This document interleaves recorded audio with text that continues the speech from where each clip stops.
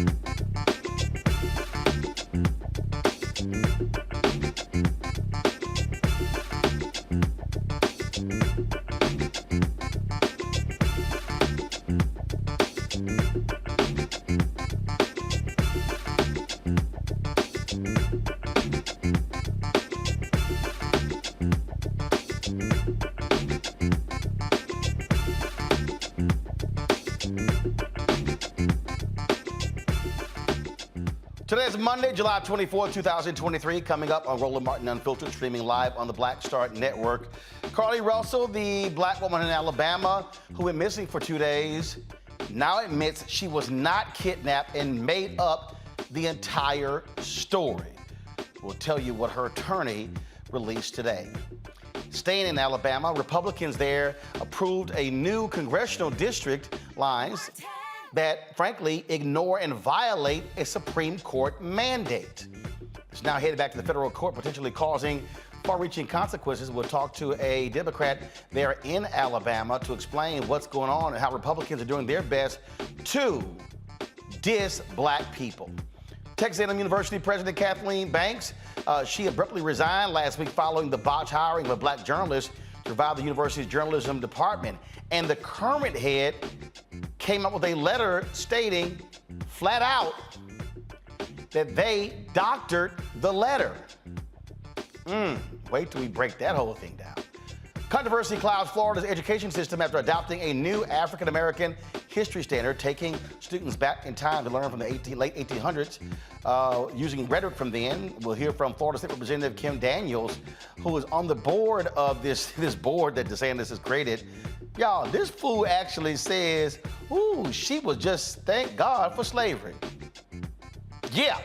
Also, we're going on a musical journey, folks, as we were in Cincinnati over the weekend for the Cincinnati Black Music Walk of Fame, the opening of that, plus our coverage of the Cincinnati Music Festival.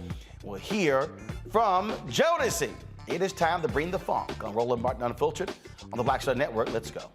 He's got whatever the miss, he's on it. Whatever it is, he's got the scoop, the fact, the find. And when it breaks, he's right on time and it's rolling. Best believe he's knowing. Putting it down from sports to news to politics. With entertainment just for kicks, he's rolling. It's on go, roll, y'all. It's Roland Martin, rolling with Roland now. He's funk, he's fresh, he's real, the best, you know he's Roland Martin now.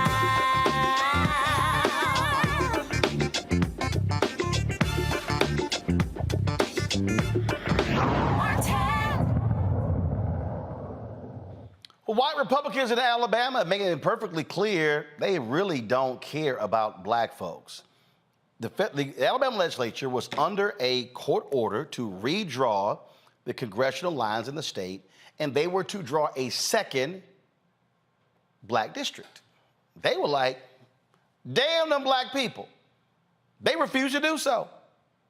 What they want to do, they hope when it goes to the court, that they can argue, oh, we added enough black people to satisfy the court. They're banking on conservatives.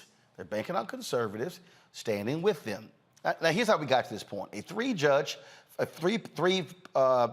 panel, federal judges, struck down the previous maps in Alabama, saying it violated the Voting Rights Act.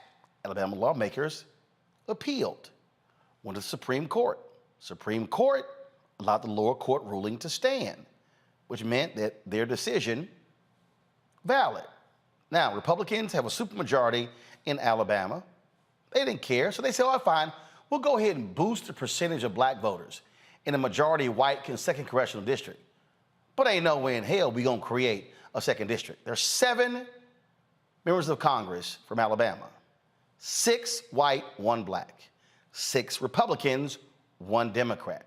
So not only do they not want a black district, because they know we create a second black district, we creating a Democrat district. Joining us right now is Chris England. He's a state representative there in Alabama. Glad to have him on the show. Representative England, look, it's abundantly clear that these white conservative Republicans, they want to suppress black voters in Alabama. They do not want black people to have more representation, and they are using their power over the legislature to do this. And Alabama Governor Kay Ivey, oh, she was quick to sign this into law. This, frankly, reminds me of how white Democrats during Jim Crow tried to ignore Supreme Court mandates. Yeah, just to be honest with you, it was a tough week. The Supreme Court gave us until Friday, this past week, to go through the process, pass a map that complied with the VR Voting Rights Act, complied with the court order, and also satisfied states' redistricting principles. And the sad thing is that we had a proposal in hand drawn up by the plaintiffs' attorneys that did all of those things. And instead, they rejected that map and adopted a map that dropped the black voting age population in both the 7th congressional district, which was already a majority minority district, from 55 to 50%, and then created the 2nd congressional district that is 39.9% black voting age population.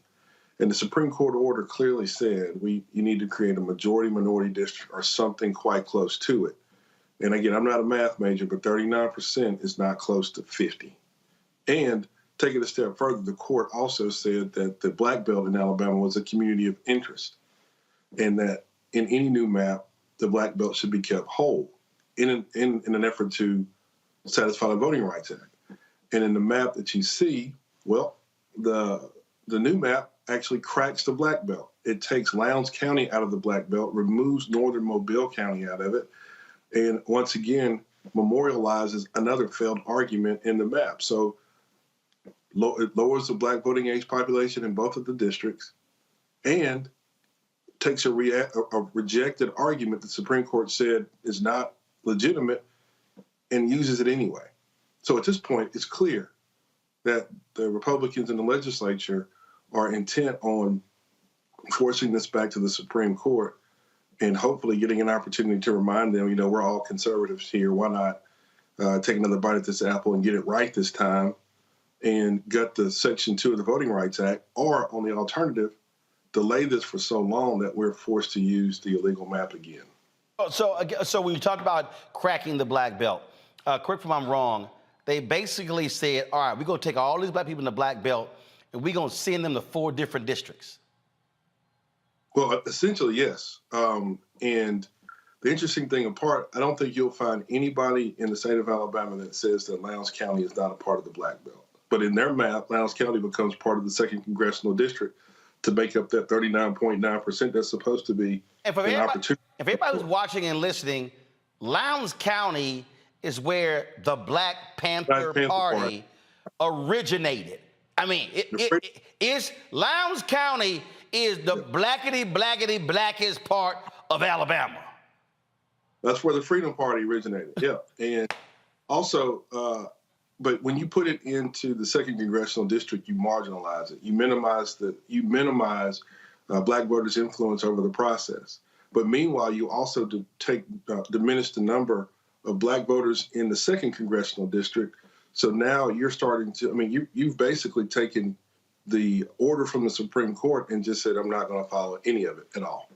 This is them completely ignoring Supreme Court ruling. So they always want to tell us, oh, the Supreme Court is the final arbiter of the laws. You must follow the law. They are saying, damn the Supreme Court. We don't care. And we hope by doing the map this way, if it goes back, we can pick off one conservative judge. That's what their hope is. But, most judges don't take too kindly to their orders being ignored, especially outright defied. And if it's almost like they went through the order, made a checklist of what it required, and then went against every bit of it. And you made a great point. There have been several Supreme Court decisions handed down here recently that I don't agree with.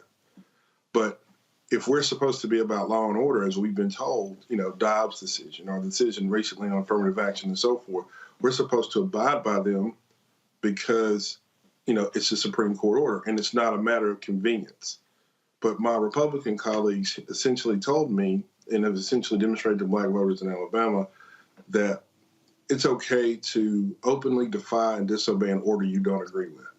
So when we went through this exercise, this entire week, the interesting part of this to me was that we every map that the Republicans put forth did not stand public scrutiny or have to stand in any sort of public involvement.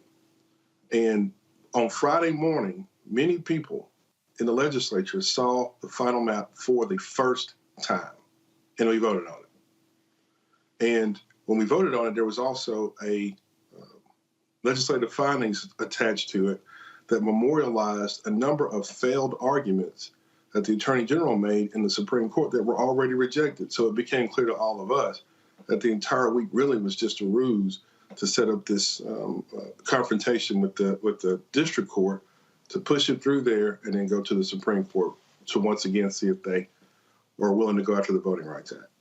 Yeah, I mean, absolutely. And so this is what they're doing.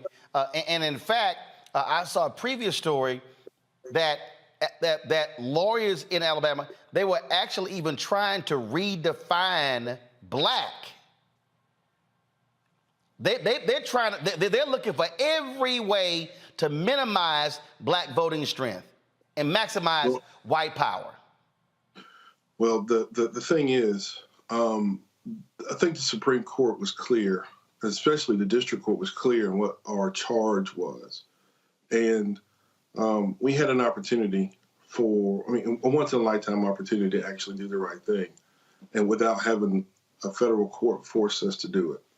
But as you know, Alabama's history is full of instances where we've been given this opportunity and we've been more than willing to allow the court to force us to do what's right. And, you know, by the time we've reached the end of this week and we started seeing iterations of this map and we started seeing things happen where it was clear that status quo was most important here. And then we find out that Speaker McCarthy reaches out to one of the Senate sponsors and tells him the most important thing for me is maintaining my majority, not following Supreme Court orders, not following the VRA, not doing what's right for the people of Alabama, but rather making sure that I have a majority. You kind of knew at this point that it didn't matter what the Supreme Court said. The most important thing to them was maintaining Republican majority in Congress and ultimately protecting the status quo in the state of Alabama. Absolutely. All right.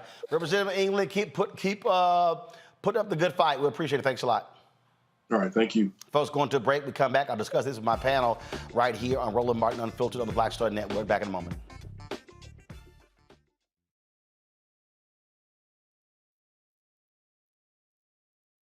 Next on The Frequency with me, Dee Barnes, actress, writer, and advocate Raegon Chong is here to discuss her childhood and break down her life in Hollywood, a show you don't want to miss. Well, even at my peak when I was getting a lot of stuff, as soon as I was working a ton, I heard people whispering, oh, we don't want to pay her because we're giving her a break. Only on The Frequency on the Black Star Network. On the next Get Wealthy with me, Deborah Owens, America's Wealth Coach, Dexter Jenkins is a faith-based financial mentor with more than 20 years in the financial services industry. He's passionate about helping families build generational wealth. Even though I'm talking about things like prayer, I'm talking about things about reading the word, I'm talking about things like fellowship, I'm talking to members who are dealing with losing their houses, or I'm talking to members who, because of a lack of the handling their finances, they're working 2 and 3 jobs. And so what I'm finding is that they're not coming to church because they don't have a handle on their finances. We're talking how to get wealthy through faith and our finances on the next Get Wealthy right here, only on Black Star Network. Hey, what's up? Geek Tony in the place to be. Got Kicked Out Your Mama's University, creator and executive producer of Fat Tuesdays, an air hip-hop comedy. But right now, I'm rolling with Roland Martin, unfiltered, uncut, unplugged, and undamn believable. You hear me?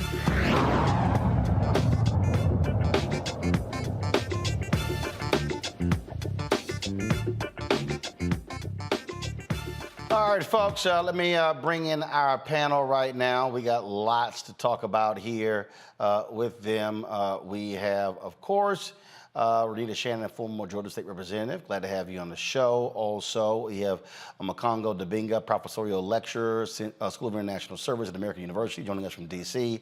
From Los Angeles, Dr. Julian Malveaux, Dean, College of Ethnic Studies, California State University at L.A. Look, Renita, you serve in Georgia's legislature. These people are just saying, we don't give a damn, and we're hoping that our fellow conservatives are going to give us a second shot at trying to get this illegal map passed. That is exactly what they are doing. They are playing a classic case of rules for thee, but not for me. And by thee, they are meaning Black and brown folks in Alabama. Look, they don't even need to have, if they had two districts where you have Black representatives, and let's just assume that you would have a Democrat representing those districts, Republicans would still have the majority in Alabama. So this second district that they have been told to create by the Supreme Court, them avoiding doing that is simply just them deciding that they are above the law and they don't have to follow what the Supreme Court says. Now, I'm not surprised by this because there has always been a significant portion of white people in this country who have believed that they are above the law and that the laws do not apply to them, and that they don't have to follow them. And so I think that we are quickly moving back to the days where the federal government is going to have to physically enforce some of the decisions that have been made, like you saw in the past when schools desegregated, the federal government had to step in to actually make that happen. When lynchings were supposed to be ceased in the South, the federal government had to step in. I think that the Biden administration is going to have to make sure that they are really using the DOJ to really enforce rulings that come from the courts, because all across the country, starting, even when you look at what happened January 6th, where a majority of white people in the country just said, hey, we're not even going to accept election results. They are just deciding over and over again that they will not accept results, court rulings, or whatever if it doesn't fit their agenda. Julian, this absolutely harkens back to Jim Crow days. I remember reading the book by Jack Bass on the various judges on the Fifth Circuit, which was an amazing, amazing book. And in Louisiana, the legislature would literally pass a law. The civil rights folks would go to the court, get an injunction, and validate that law, declare it unconstitutional. These fools would turn around the next day and pass another law. They would go back to the courts, declare unconstitutional. They go back. The next day, them fools pass another law. Just absolutely obstinance from these white conservatives. Roland, just refusing to obey the law that they insist that we obey. But Sister Renita, I have to just say one thing to you. The federal government did not prevent lynchings. We did not pass anti-lynching laws until the 21st century. We knew about lynchings. The NAACP in downtown New York used to have a banner up every single day that said, this many people have been lynched. So although the feds acknowledged that lynching was illegal, they did not do anything about it. And here we go again with Alabama. We're going to see it time and time again. What we know is that these people have gone totally, forgive my language, but wild. They believe that they can do whatever they want. They have been doing whatever they want. And basically, there seems to be no person of conscience, no group of conscience to stop them. And so in Alabama, are we surprised at Alabama? No, because we weren't surprised that we could not pass anti-lynching legislation until the 21st century. Are we surprised about any of this? No, but here's what we must say. This must ignite us to fight. Roland, you said it time and time again, many others on this panel and other panels on Roland Martin Unfiltered. We have been complacent. We have had our eyes closed. If this doesn't make you want to fight, just go somewhere. Just really go somewhere, because we must fight. And look, this is what we're dealing with in Congo, and it's not going to stop. They're going to fight the creation of a second Black district in Louisiana. Look, you got Latinos in Texas who are suing by saying, wait a minute, okay, Latinos are saying it was our population increases that led to more congressional representation in Texas. How in the hell you create these districts for white folks and we only got one? And so this is what they're doing. They want to absolutely minimize Black and brown folks, and they know that because they'll be voting Democrat. And we have to buckle up, because this is not going to stop. Here, bottom line, we're talking about Jim Crow and what was happening during the Civil Rights Movement. But Roland, we can take it back to the 1800s and the Trail of Tears. Andrew Jackson decided to defy a Supreme Court decision because he had the army with him. And so there's a long history of this. And this is setting a blueprint that other states are going to do across the country. And to be quite honest, when Roe v. Wade was overturned, there were many on the Democratic side who were saying, well, blue states should just ignore the Supreme Court orders, but Democrats playing too nice. As we can see, Republicans are not going to do that in any way, shape, or form. So as Dr. Malveaux was saying, as it relates to getting organized, we have to regroup. And one of the ways that we can do this is we have to work to economically cripple Alabama. We have to go back again to what we were doing in the summer of 2020 and throughout the whole civil rights movement. You're always reading from Dr. King, and he talks about our economic power. We got to start having boycotts and boycotts of what's happening in Alabama. We got to start targeting corporations. If there are corporations that are doing serious business in Alabama, we got to ask them, why are you doing that? And we have to be able to make them say, hey, we're going to make you famous, or I should say notorious. We have to do that because the Supreme Court has no enforcement powers. And so this is going to continue across every state. Louisiana, we're going to see it. We're going to see it in other places. We have to change our tactics, but still keep up the fervor. If we don't do that, to be quite honest, they're not going to change this map before the next election, and we know that. And so we have to redirect our tactics and target other people and organizations that can put pressure on Alabama while supporting people on the ground as well. Absolutely. All right, folks, hold on one second. When we come back, we're going to talk about Carlee Russell. She now admits she's a liar. We'll tell you exactly what her attorney had to say right here on Roland Martin Unfiltered on the Black Star Network. Don't forget, support us in what we do.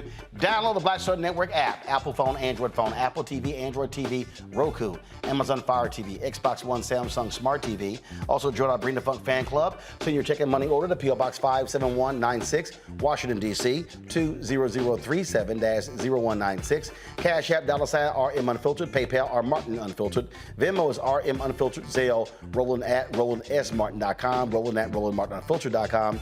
Be sure to get a copy of my book, White Fear, How the Browning of America is Making White Folks Lose Their Minds, available at bookstores nationwide.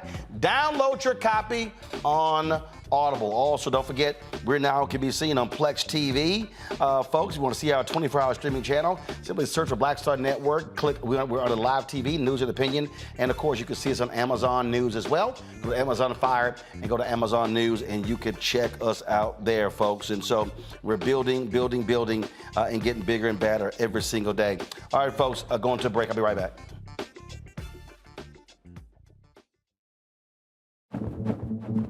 For decades, the tobacco industry has deliberately targeted Black communities and kids with marketing for menthol cigarettes. It's had a devastating impact on Black health. Tobacco use claims 45,000 Black lives every year. It's the #1 cause of preventable death. In the 1950s, less than 10% of Black smokers used menthol cigarettes. Today, it's 85%. Menthol cools and numbs the throat, making it easier for kids to start smoking. Menthol also increases addiction, making it harder for smokers to quit. Menthol cigarettes are a big reason why Black Americans have a harder time quitting smoking and die at higher rates from smoking-related diseases like cancer, heart disease, and stroke. It's time to stop Big Tobacco from profiting off Black lives. An FDA ban on menthol cigarettes will improve Black health, save lives, and protect future generations from addiction. Learn more at tobaccofreekids.org/ban menthol. Hatred on the streets, a horrific scene, a white nationalist rally that descended into deadly violence. White people are losing their damn minds. As an angry pro-Trump mob storms the U.S. Capitol, we've seen We're about to see the rise of what I call white minority resistance. We have seen white folks in this country who simply cannot tolerate Black folks voting. I think what we're seeing is the inevitable result of violent denial. This is part of American history. Every time that people of color have made progress, whether real or symbolic, there has been what Carol Anderson at Emory University calls white rage as a backlash. This is the rise of the Proud Boys and the Boogaloo Boys. America, there's going to be more of this. Here's all the Proud Boys, guys. This country is getting increasingly racist in its behaviors and its attitudes because of the fear of white people. The fear that they're taking our jobs, they're taking our resources, they're taking our women. This is white fear.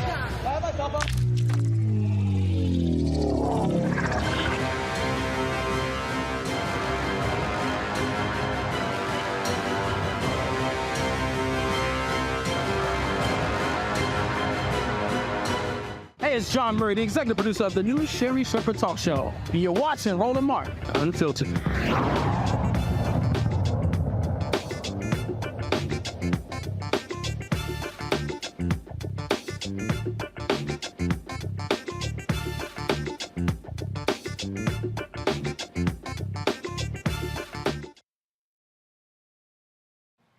Carlee Russell is a liar, folks. Today, her attorney released a statement from her client that the story that she made up, what took place on July 13th, when she said that she was abducted after seeing a baby on the side of the Alabama highway, and she stopped to check on the toddler walking alone, was absolutely dead wrong. Today, Hoover Alabama Police Chief Nicholas Durzis read a statement from Carlee's attorney, Emory Anthony.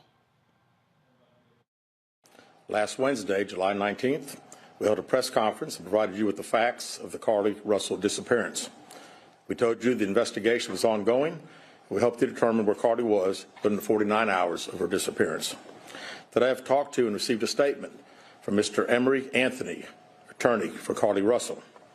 Mr. Anthony has scheduled a meeting for Carlee to meet with investigators early this afternoon, but then I received an email stating that a statement was being provided by him on her behalf. Mr. Anthony asked that I read the statement in its entirety, which I will do now. My client has given me permission to make the following statement on her behalf. There was no kidnapping on Thursday, July 13th, 2023. My client did not see a baby on the side of the road. My client did not leave the Hoover area when she was identified as a missing person.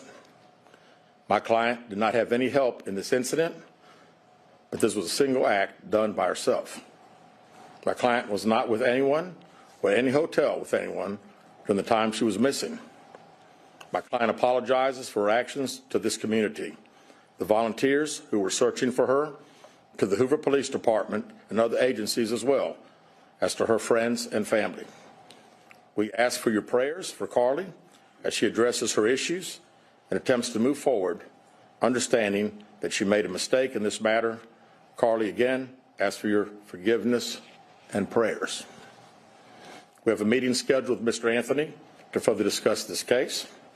We're currently in discussions with the Jefferson County District Attorney's Office in Bessemer about possible criminal charges related to this case, and we will announce those charges when and if they are filed.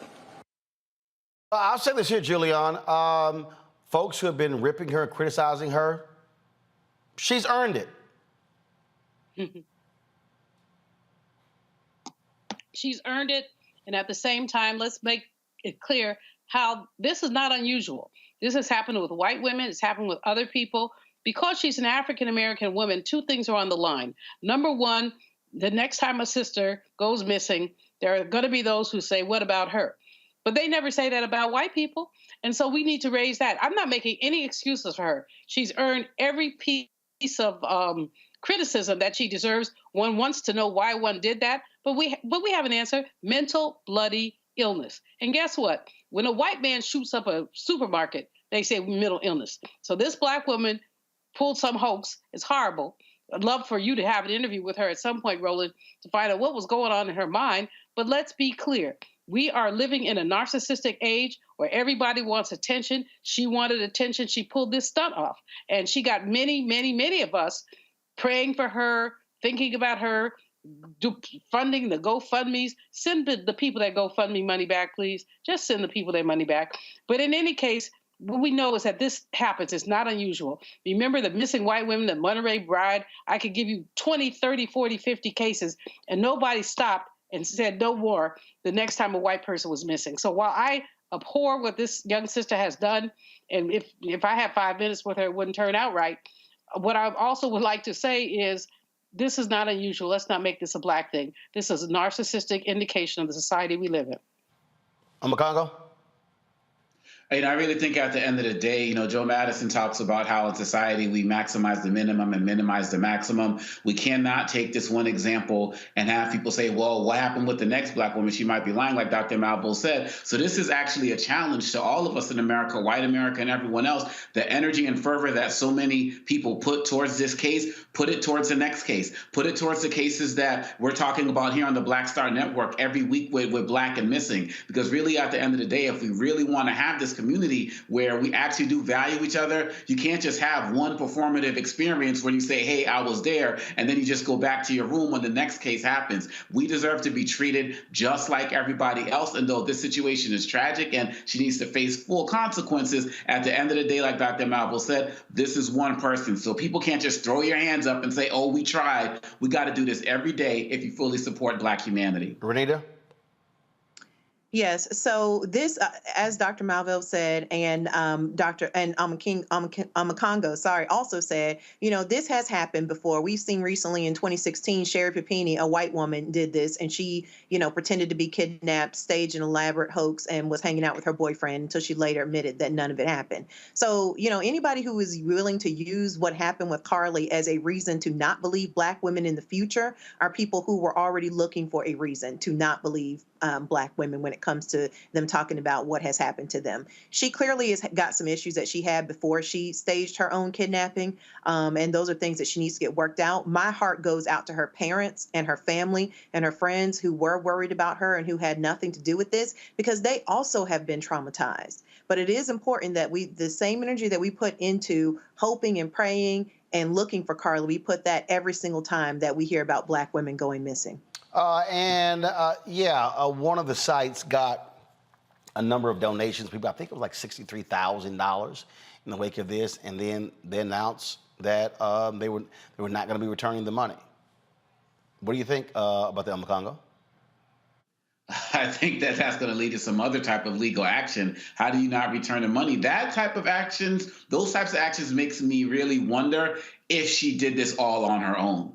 Because I couldn't see the parents out there, who believed this was actually happening, all of a sudden, saying, well, yeah, we're sorry as well, but we're going to keep the money. I mean, we do know that they're going to have some legal challenges coming, but that alone makes me suspicious. And if this was through GoFundMe or something like that, GoFundMe should have its own policies where people are automatically returning that money. So that alone, if that money's not coming back, that makes me very suspicious, Roland, that it was not just her involved in this scheme. Well, it wasn't the GoFundMe. It was one of the missing organizations.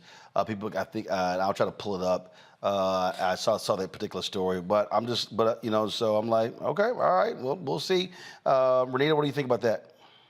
Well, I think that obviously morally the right thing to do is to return the money. But I bet this is all going to come down to the fine print about what the organization said what they were raising money for, and that will determine whether or not the courts can force them to give the money back. But obviously the right thing to do is for them to give the money back. Julian. Absolutely. They should give the money back. This is absurd. This young lady perpetuated a hoax. Somebody made money from it. I don't know if it's her or somebody else. I think Amakongo has a really great point about who were her accomplices.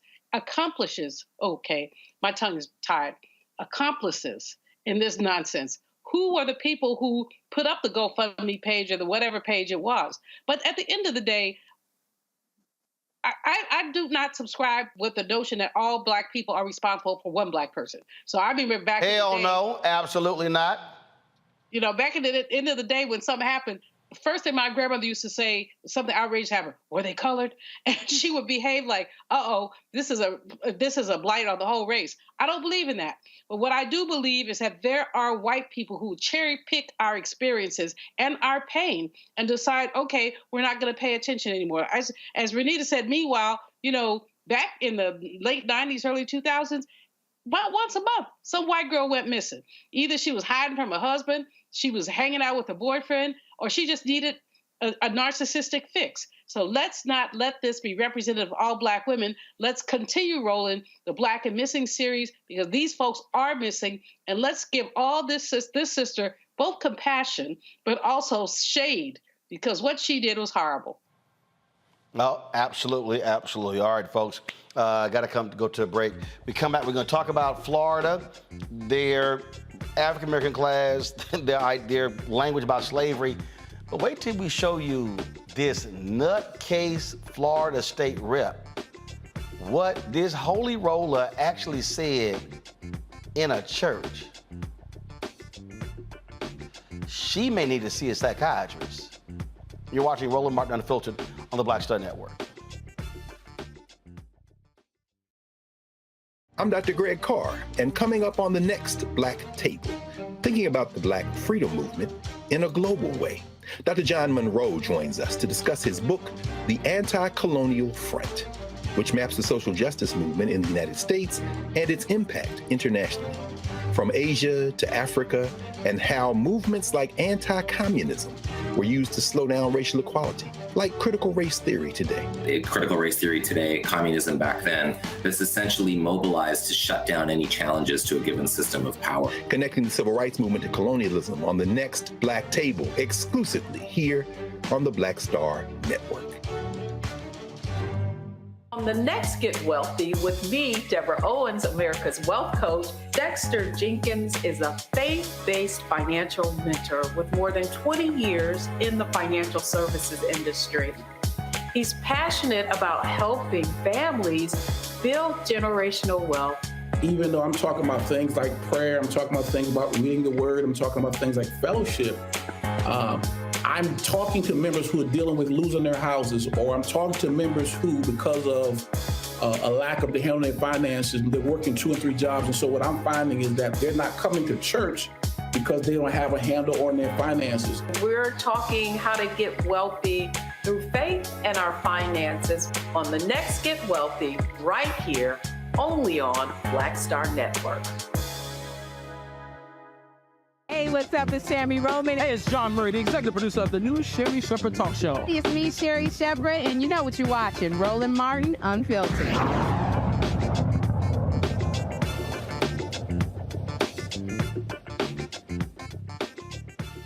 All right, so last week, Vice President Kamala Harris blasted the state of Florida after it showed this report that comes out in terms of this language they're using describing how slavery, those who were enslaved in slavery somehow use those skills later for their personal benefit. A lot of people have been ripping Florida for this. Now, one of the people who's on this education task force is a state representative in Florida named Kimberly Daniels. Now, after this came out, these past comments she made came to light. And again, she's on the Florida African American History Task Force. Now, she's a Christian pastor, and she made these statements about the LGBT community and slavery in a 2008 sermon. Hear this BS. But the Jews own everything. I thank God for slavery. I thank God for the crack house. If it wasn't for the crack house, come on somebody, God wouldn't have never been able to use me how he can use me now.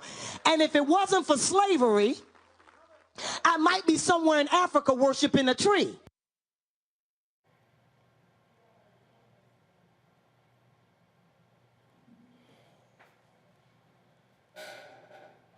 Run that back.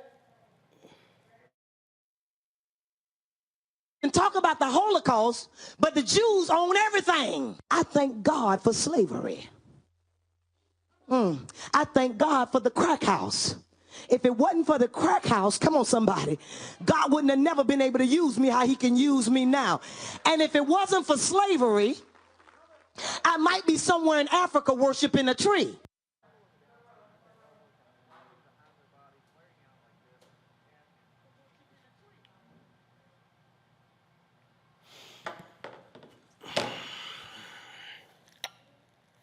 Run that back one more time. But the Jews own everything. I thank God for slavery. I thank God for the crack house. If it wasn't for the crack house, come on somebody, God wouldn't have never been able to use me how he can use me now.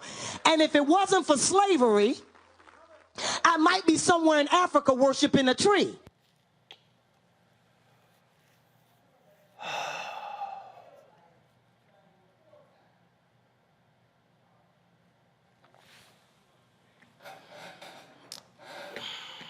You know, Anthony, I'm walking to that side of the studio because I can't even sit down. Let me go. So, y'all, this woman is a so-called Christian pastor. So this woman stands in front of her congregation and she says literally about one of the dumbest things I've ever heard somebody say before. So let me deal with this from several vantage points. First and foremost, anytime you hear somebody who is a Christian pastor, anytime you hear one of them say something so stupid and idiotic as, if I was in Africa, I would be worshiping a tree, has simply no understanding of faith and religion that emanated from the motherland. First and foremost, anybody who is actually taking the time to study religion understand that Africans had an appreciation for all of God's creation, which meant that those Africans that were on the continent, they did appreciate a tree because it was a creation of God. They appreciated grass. They appreciated water. They appreciated birds. They appreciated everything that existed because what they said was all of this is a manifestation of God.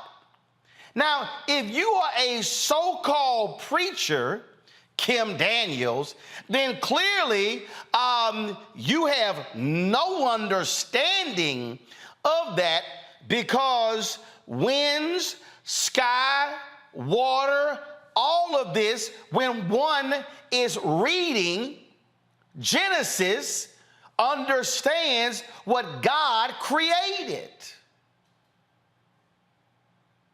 And then, well, if I were here, I would be worshiping a tree. Can you please show me where in your theological training that came from? In fact, y'all look up for a second the bio of Kim Daniels. Let's just make sure she even went to theology school. Because see, that's really part of the problem with a whole bunch of these folk. A whole bunch of them are bootleg preachers. A whole bunch of them have no real training, no real study, so they stand in front of some folk who themselves don't know and say some of the wildest and craziest and outrageous and nonsensical things, and then they simply wrap Jesus and the blood in it and then present it as if somehow it is righteous, when in fact it's simply stupid.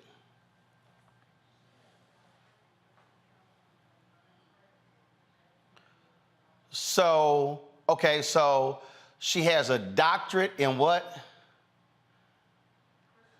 In Christian counseling from the unaccredited Jacksonville Theological Seminary. Okay, and here's the deal. Just because you got a and look, there are some unaccredited schools where you could actually learn some things, but that's a doctorate in Christian counseling. Girl, why you preaching? See, I'm gonna tell y'all something right now. I ain't got a problem saying it, and there's a whole bunch of preachers gonna agree with me. It's a whole bunch of people in America preaching behind pulpits who ain't got no business preaching. When I say no business preaching, I mean literally no business being behind a pulpit. They ain't got no gifting to actually preach. And so what we now are dealing with, and so when you hear this, oh, thank God for slavery. Thank God for slavery? So you actually think if it wasn't for slavery, I would be worshiping a tree. So, Kim Daniels, you actually trying to tell me that the pain and the agony and the torture that black people endured was worth it because your silly ass would be worshiping a tree?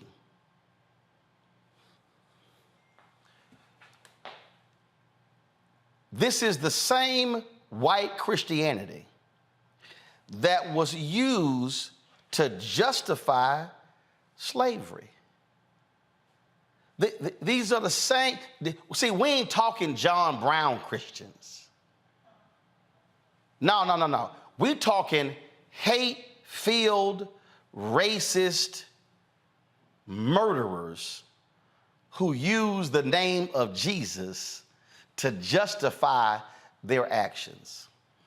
And it's stupid people like you, Kim Daniels, that makes such comments. See, whenever I hear people say these things, ooh, thank God for slavery, thank God that we are here, thank God that we went through this. Those are the same people who never could use their minds and actually say, I wonder what the continent of Africa would look like today had white racists not colonized it. I wonder what the continent would look like today had the English not raped and pillaged the continent. I wonder what the continent today would look like if King Leopold had not killed millions of black folks in the Congo and shipped the billions of resources from there to Belgium.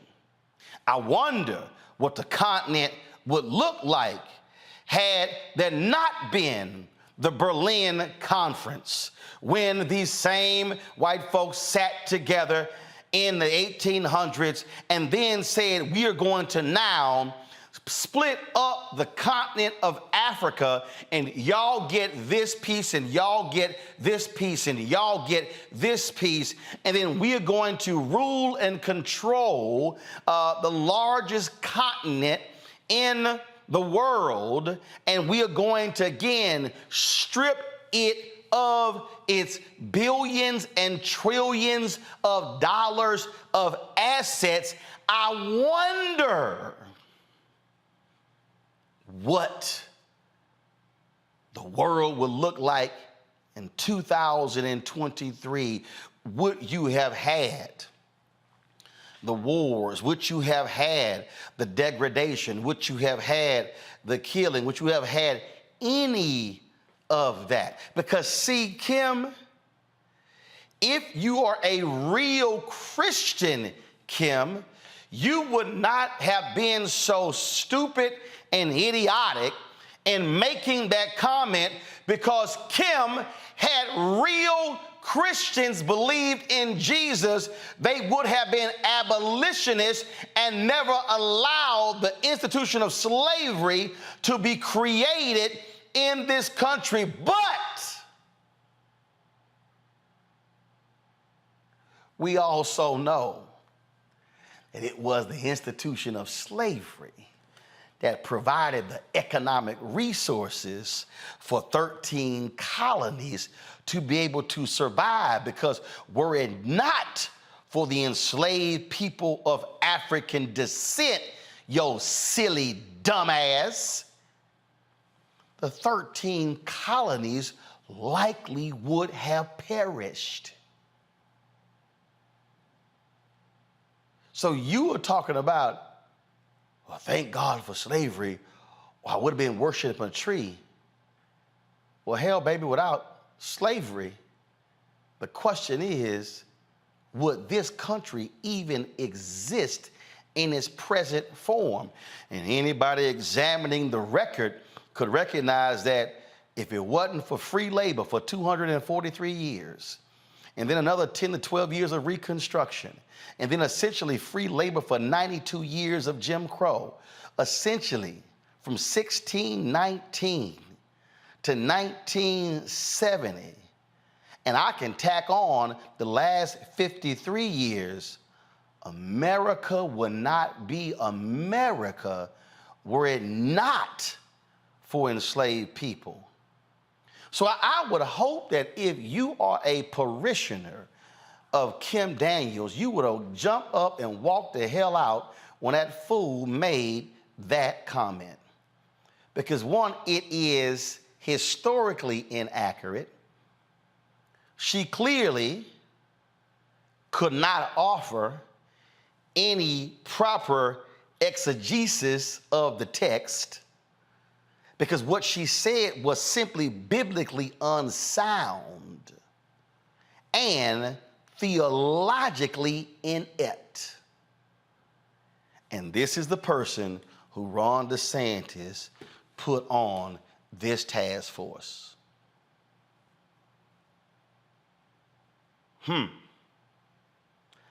No shock. No shock at all.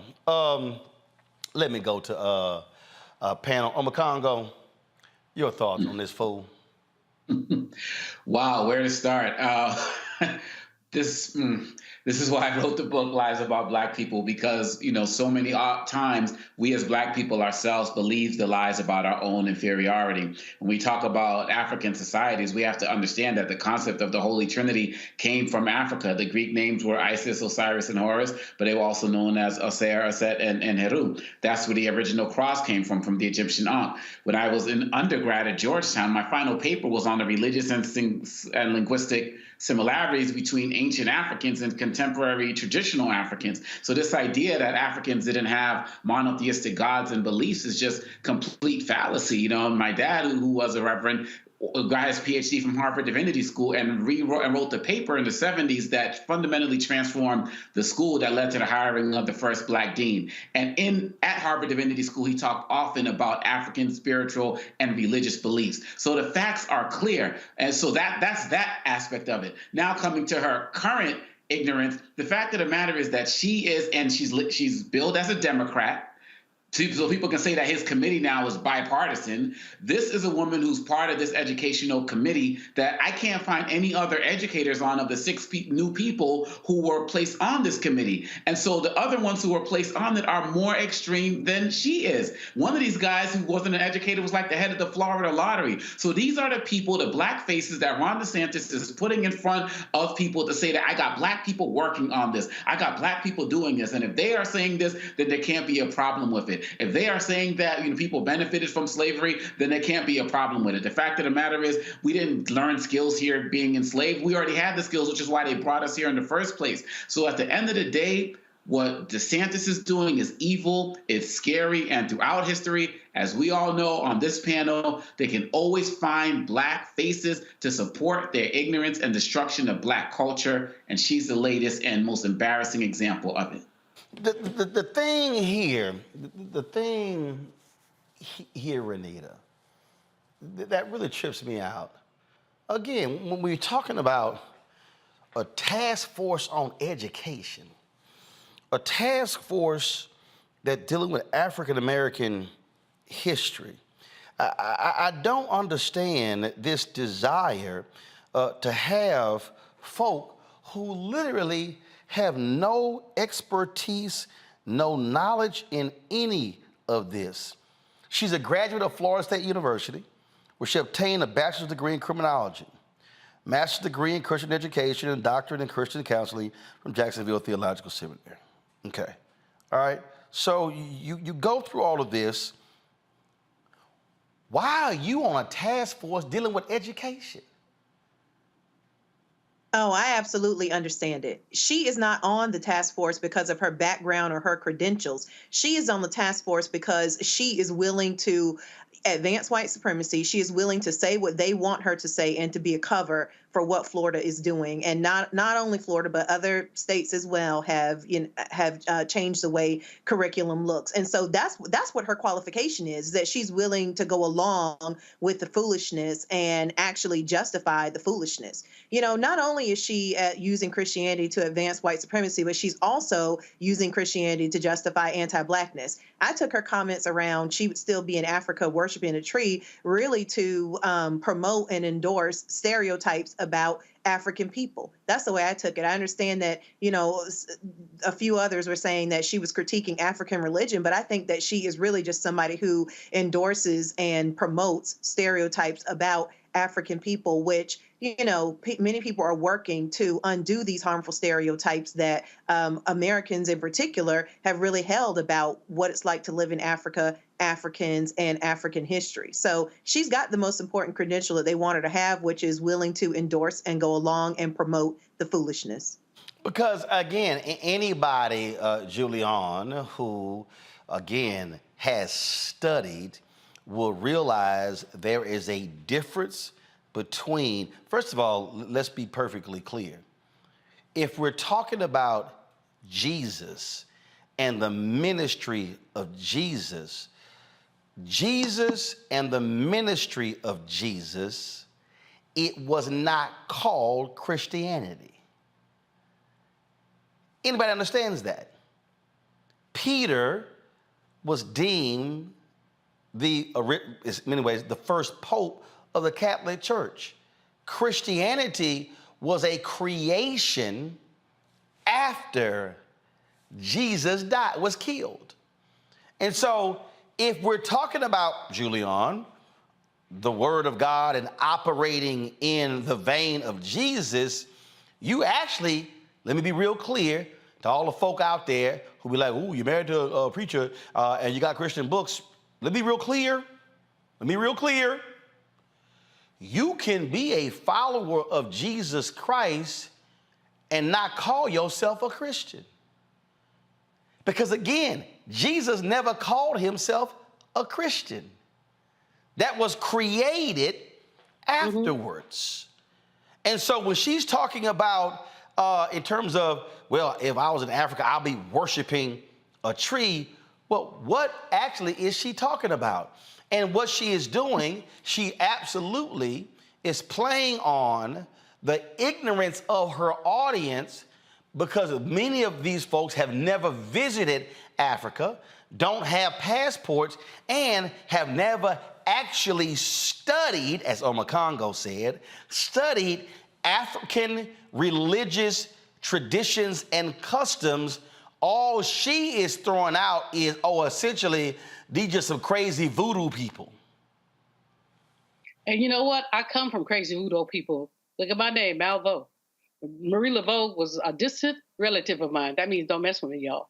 But in any case, this notion of worshiping a tree, what's wrong with worshiping a tree? In worshiping a tree, you're worshiping nature. But I don't want to go off on that. Roland, this woman, like I said earlier, you do not have to go to Florida. If you go to Florida, you don't have to go to Disneyland to find Goofy. It's Goofy right there.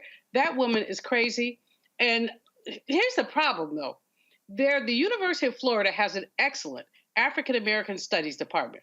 There are several HBCUs located in the state of Florida.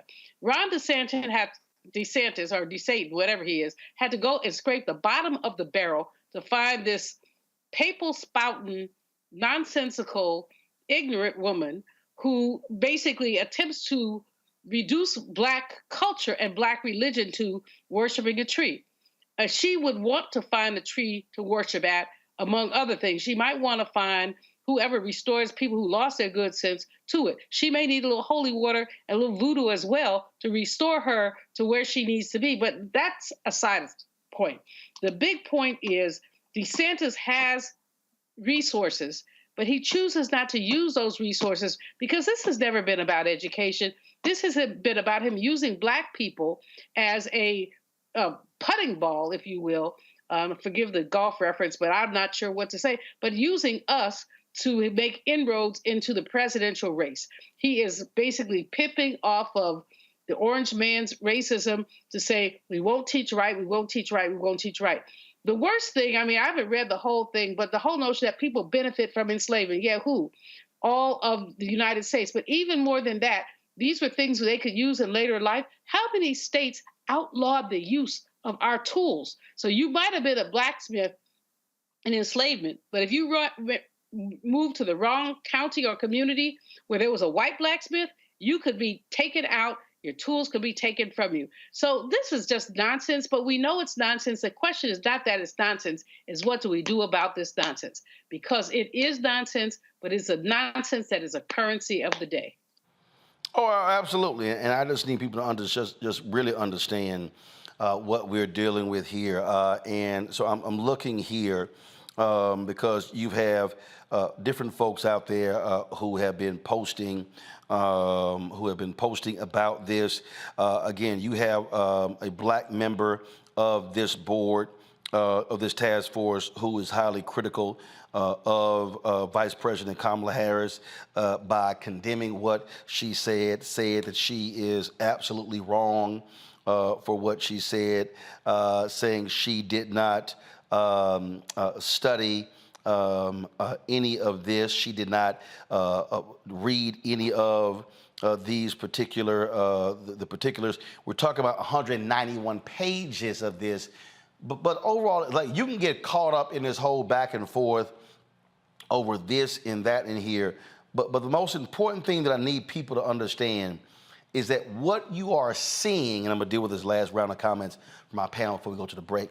What we are witnessing, folks, we are witnessing how Republicans want to use education to now maintain the warped American history that we have always been subjected to. So really what they're angry about, Renita, and which is why they hate the 1619 Project, why they attach woke to everything, why they are just constantly criticizing any number of things. Really what this thing is about is they do not in any way want folk to be able to speak a level of truth to correct the lies that we have been told that have been perpetuated through the white American education system. It's funny you brought up the 1619 Project, because that's exactly what I was thinking about. And I was thinking about that because what they are doing is a fool's errand. They are assuming that they can teach whatever they want to teach in schools, and that will change the thoughts and perceptions of the next generation about what white supremacy has been in this country. And that is dead wrong. No matter what is taught in the schools, you are still going to see, whether it be in culture or entertainment, you're going to see a full reckoning of history as it continues to grow. And the 1619 Project is a prime example. Hulu released the 1619 Project earlier this year so that in case people didn't read the 1619 Project, they could watch it on their TV, which we know a lot of people, more people are willing to do that than to actually read books, read articles, and things like that. So this whole notion that Republicans are trying to erase Black people's true history, erase LGBTQ folks from this country, and all the things that they are trying to erase is really a fool's errand, because people are now more than ever wanting to know and understand the full history of this country, and they are dedicating themselves to educating themselves on this. And the last thing I'll say is, as we talked about around the Juneteenth holiday, it's important, again, in time to reinforce that Black families, I know we have a lot going on. People have got to feed their kids. They got to go to work. They got to take care of their families. But it is now more important than ever that we spend opportunities like Juneteenth and any time that we can educating our young ones about our history so that we cannot be easily turned around and dissuaded by what we see is now advancing in public education. Congo. State Rep Bernie Jack, who's one of the members of the 6 new appointees, has said that diversity and DEI has no place in K-12 education. These are the people that DeSantis has put into place. And before the new members of this board were selected, he already had his legislation, which led to administrators going into classrooms in places like Pensacola, Florida, and removing pictures of Obama and from the classroom, telling the teachers, I believe his name was James, that Michael James or something of the sort, that this is not age appropriate to have a picture of Obama up on your wall. And so when Ron DeSantis is asked about this and he says, well, I don't have anything to do with it, you're the one who wrote the law. You're the one who appointed the commission. You're the one who dictated what could be put in these schools. So going off of Anita's point, we have to stay active. Where are the teachers' unions? When I was down in Florida working with teachers late last year, and many of them were so angry and frustrated and crying and scared, we got to take to the streets. There should be strikes that are happening. If people let them know. And also, let's talk about what he did with the AP courses as well. So this is an ongoing process. People have to not just march with their tweets. They got to march with their feet. They got to shut this stuff down, because really at the end of the day, if we don't get out there and fight, then this is going to continue. And lastly, following up again on Renita's point, Sunday schools, everything we have to use in our communities, like members of our Jewish families do in our society, using school churches, using community centers as another place to start empowering our people, because we already know. I got a whole chapter on critical race theory in my book. I wish it was being taught in K-12 schools, because we already know we weren't getting enough Black history in school as it was. And now what little we were getting, they want to get rid of that. We got to reclaim it in all of the spaces that we own and occupy as we also fight this school system. So obviously Representative Daniels, not happy with all this heat coming. She posted this on her Facebook page today. A statement from State Representative Kimberly Daniels on Black History Standards. I was appointed to the African American History Task Force by Florida Commissioner of Education, Manny Diaz. Of the meetings I attended, let me shrink this so y'all can see it. Of the meetings I attended, I never participated in any conversation about the state's Black history standards. In fact, I was never consulted about these standards. I disagree with and would have immediately challenged and resisted any notion that slavery was a benefit to African Americans. I'm a Black woman who was born in the early 1960s. I understand the atrocities of racial oppression and Jim Crow. I lived it. The thank God for slavery political ploy was taken out of context from a message I preached 15 years ago. The message was not about slavery, but about overcoming obstacles in life as a believer of Jesus Christ. Taking it out of that setting and putting it in any other context is simply slanderous. Please publish this message in full without paraphrasing or distorting its original message. Okay, Kim, but here's the whole deal, Kim. You said it. And the reality is, you were clear in what you said. Now, first and foremost, what you should do, because this is what I told Reverend Jeremiah Rice's church Trinity to do when they were attacking him when Obama was running, publish the whole sermon. But the reality is here, you said it. You said, thank God for slavery, because if not, I would be an African worshiping a tree. What's out of context? But that's neither here nor there. Julian, your comment about her statement saying, I ain't had nothing to do with this. You know, this woman is hilarious. I mean, do they have a comedy network anymore? Because if they do, she should be on it. I guess I'm letting you know that I don't watch that stuff, but somebody should. Yeah, publish the sermon in its entirety. Make the connection between enslavement and a tree. Make the connection between the nonsense you said and the fact that you're on this commission.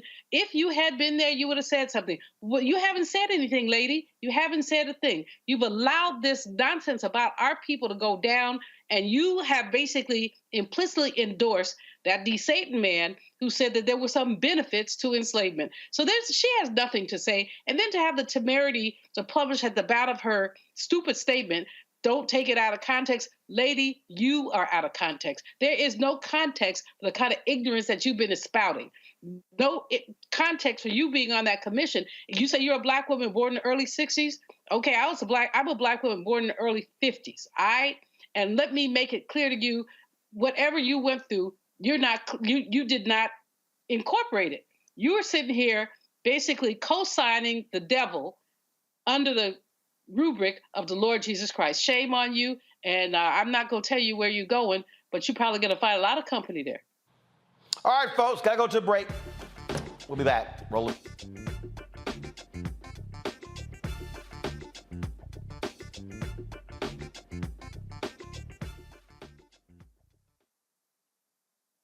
On A Balanced Life with me, Dr. Jackie. How are you being of service to others? Doing for someone beside yourself is such a big part of living a balanced life. We'll talk about what that means, the generation that missed that message, and the price that we're all paying as a result. Well, now all I see is mama getting up in the morning, going to work, maybe dropping me off at school, then coming back home at night. And then I really didn't have any type of time with the person that really was there to nurture me and prepare me and to show me what a life looked like and what service looked like. That's all on the next A Balanced Life with me, Dr. Jackie, here at Black Star Network.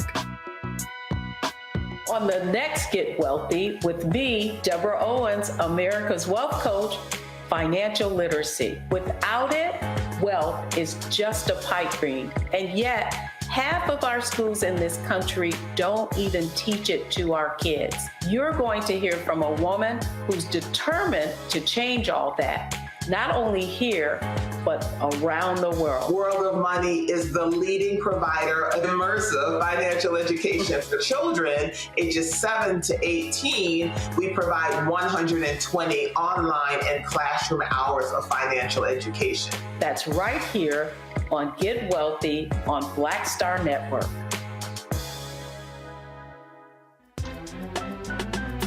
I'm Faraji Muhammad, live from LA. And this is The Culture. The Culture is a two-way conversation. You and me. We talk about the stories, politics, the good, the bad, and the downright ugly. So join our community every day at 3 p.m. Eastern and let your voice be heard. Hey, we're all in this together. So let's talk about it and see what kind of trouble we can get into. It's The Culture, weekdays at 3, only on the Black Star Network. Hello, I'm Jamia Pugh. I am from Coatesville, Pennsylvania, just an hour right outside of Philadelphia. My name is Jasmine Pugh. I'm also from Coatesville, Pennsylvania. You are watching Roland Martin Unfiltered. Stay right here.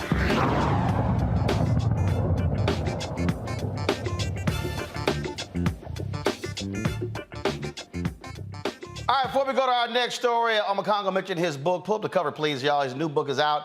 Be sure to get a copy of it right there. It says, Lies About Black People, How to Combat Racist Stereotypes and Why It Matters. Drop the lower third, please, and Why It Matters. Omakongo Dibingo with a foreword by Michael Eric Dyson. Again, Lies About Black People. That's Omakongo's new book. Congratulations on your book, sir. Thank you so much. Thank you for your support and your endorsement of the book as prominently displayed on the back cover. Came out last week, one right up to #1 on the Amazon bestseller list. So I definitely appreciate the support. And I know a lot of it comes from the support of the Black Star Network family. So I'm very thankful. All right, way to go, way to go. All right, folks, talking about lies about black people with a former president of Texas A&M.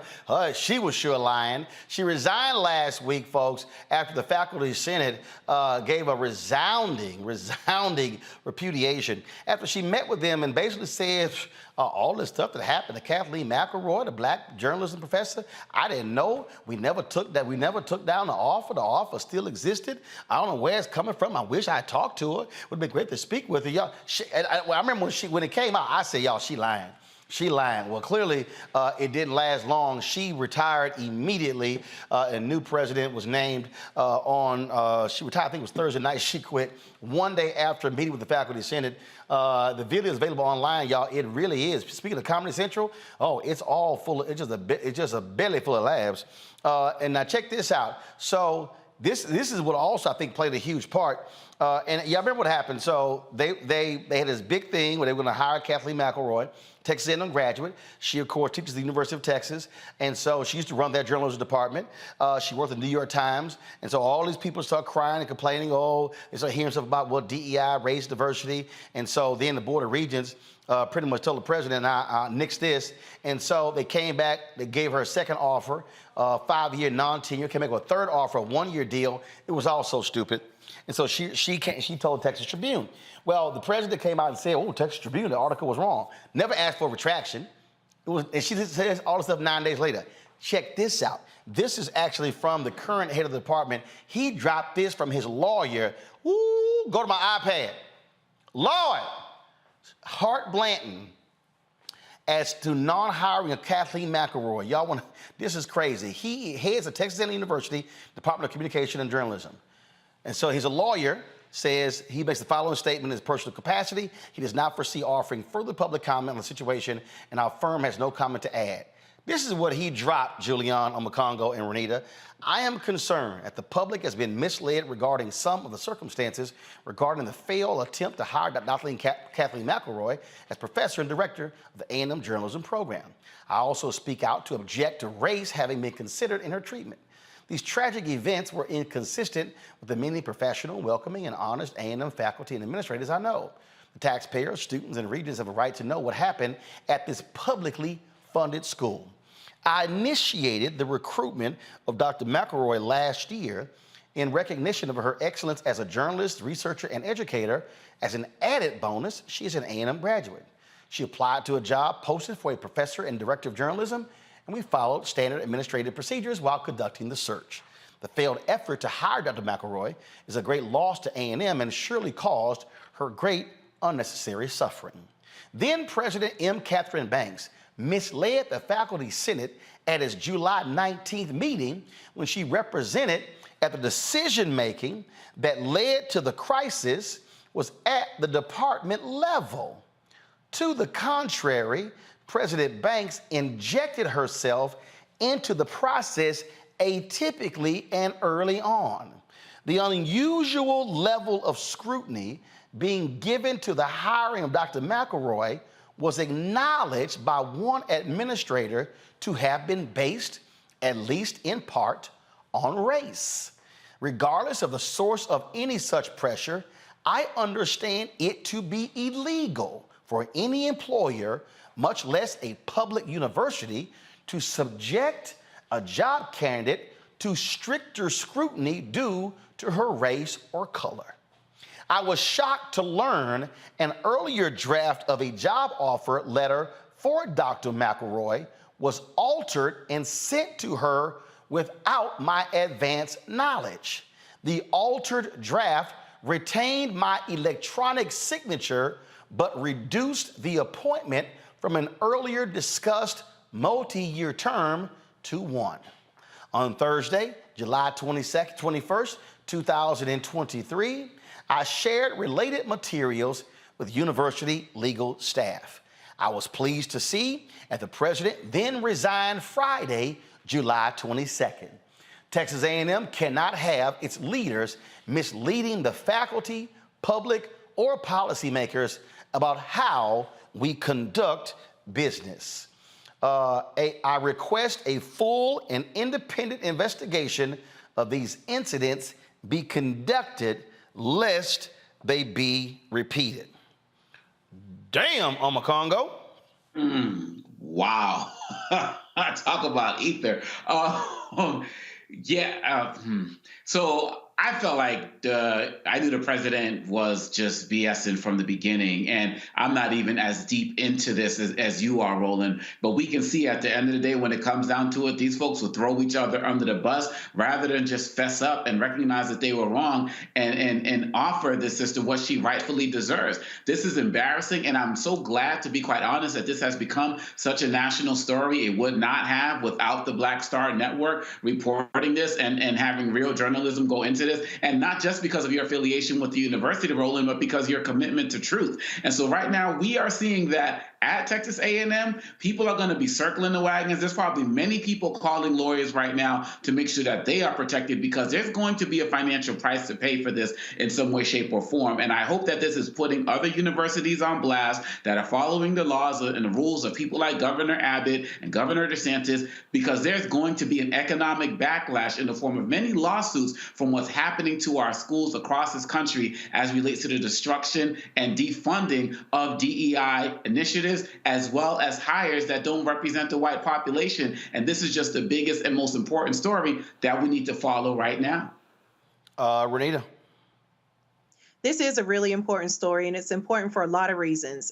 This is a point of it should be, and I hope it will be, a point of civic education. I mean, obviously, the president of this university lied about not being involved, but this does need to be investigated, because we do need to know if the Board of Regents was involved. The Board of Regents is a structure that most voters, most folks don't even think about, or not even aware of what the powers of the Board of Regents are. You know, here in Georgia, the Board of Regents elects the university presidents. They have influence on their budget. influence on curriculum. I mean, they have a heavy hand in how universities operate. And so we have had, folks figure out here in Georgia, when the Board of Regents has done something that they don't like, they've shown up and protested. And so I really hope that there is a full investigation as to what happened here. And if there was any undue influence by the Board of Regents, that folks are also holding them accountable in Texas as well. Well, Julian, not just the Board of Regents, but Texas Governor Greg Abbott, because he is the architect of all of this DEI hysteria in the state that these white conservatives are responding to. And he also is the one who appointed every single member of this Board of Regents, including the black chair, Bill Mayholmes, who is quiet as hell. Bruh, you gonna have some guts and speak up?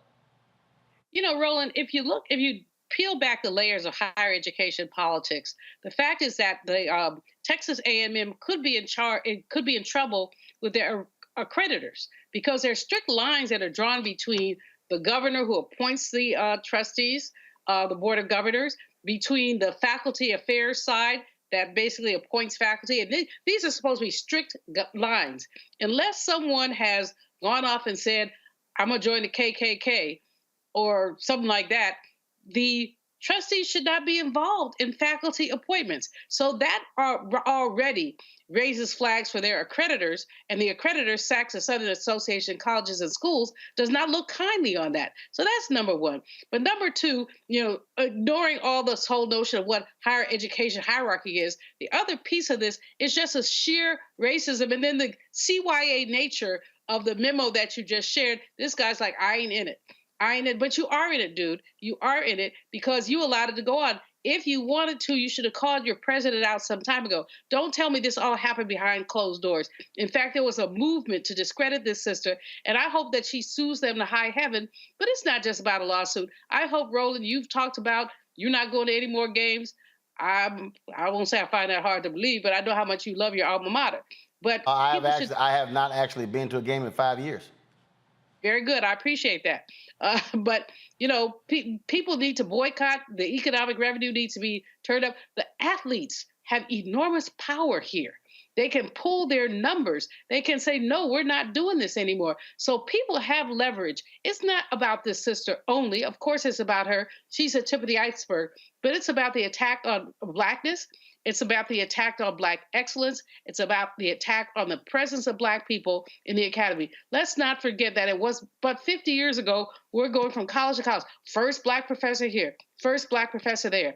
Now are we going to be going back and saying last Black professor here, last Black professor there, because of the deleterious racist, I'm going to just call it what they are, racist actions of these people who do not believe that a sister who's reported on race for the New York Times is qualified to be the leader in a communications and journalism department. We all know that she's qualified. We know that she knows what she's doing. What we know is that white folks are threatened by brilliant Black people. And there we go. All right, folks, hold tight 1 second. We come back. Our Black and Missing, plus also, a sad story involving one of the chefs of the Obamas who used to work at the White House. We'll tell you about that when we come back on Roland Martin Unfiltered on the Black Star Network. When you talk about Blackness and what happens in Black culture, we're about covering these things that matter to us, speaking to our issues and concerns. This is a genuine people-powered movement. There's a lot of stuff that we're not getting. You get it, and you spread the word. We wish to plead our own cause. Too long have others spoken for us. We cannot tell our own story if we can't pay for it. This is about covering us. Invest in Black-owned media. Your dollars matter. We don't have to keep asking them to cover our stuff. So please support us in what we do, folks. We want to hit 2,000 people, $50 this month, raise $100,000. We're behind 100,000, so we want to hit that. Y'all money makes this possible. Check some money orders. Go to P.O. Box 57196, Washington, D.C. 20037-0196. The Cash App is $RM Unfiltered. PayPal is R Martin Unfiltered. Venmo is RM Unfiltered.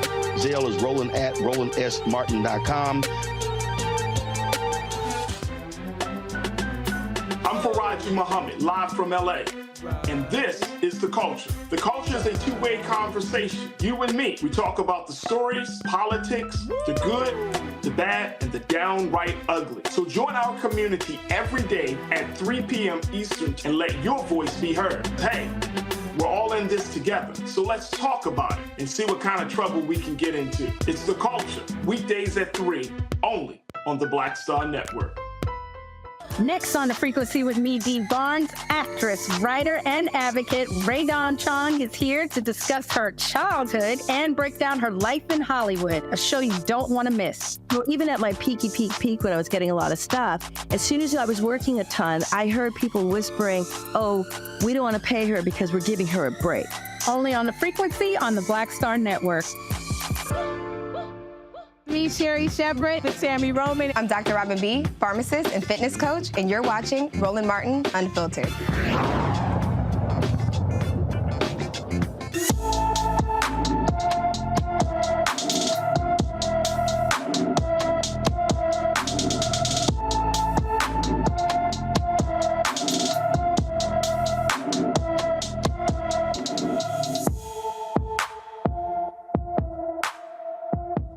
Anaya Burleson has been missing from Dallas since June 25th. The 16-year-old is 5 feet 5 inches tall, weighs 185 pounds, with black hair and brown eyes. Anyone with information about Anaya Burleson is urged to call the Dallas Police Department at 214-744-4444. 214-744-4444. Shocking and stunning video out of Ohio where a black man unarmed was viciously attacked by a canine dog. And he was surrendering as well. Folks, according to a redacted Ohio State Highway Patrol case, authorities pulled Jadarius Rose over for failing to stop for an inspection. Despite surrendering with his hands raised, a canine police dog attacked him, pulling him to the ground. The video shows a Circleville Police Department canine officer deploying his dog on Rose, who was lying on the ground at the time. Rose was heard screaming and crying as the dog bit him. He was treated and released at a local hospital before being taken to the Rose County Jail. He's since been released. The NAACP has condemned the police's barbaric behavior, calling for a thorough investigation. The incident follows countless others in recent months, highlighting the urgency of addressing police brutality and ensuring accountability for law enforcement officers who engage in such actions. A Maryland man is charged with a hate crime, folks, following the shooting of 3 people. Prosecutors have charged Charles Robert Smith, accused of killing 3 people and injuring 3 others in a parking dispute. All Latino victims were shot to death on June 11th. The altercation escalated when a parking dispute turned into a physical and verbal argument between Mario Morales, his brother Christian Segovia, and Smith. Smith allegedly pulled out a gun and shot Morales and Segovia. Smith then went on to shoot Morales multiple times after he fell to the ground. Smith then retrieved a rifle and began firing through a window at individuals who had come to help the injured victims, killing Mario's father, Nicholas Morales. He was wounded.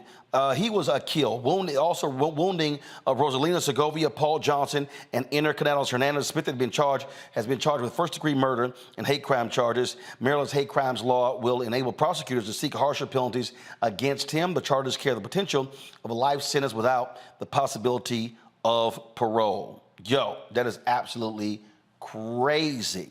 Let's go to Missouri, where a school board faces backlash after withdrawing an anti-racism resolution.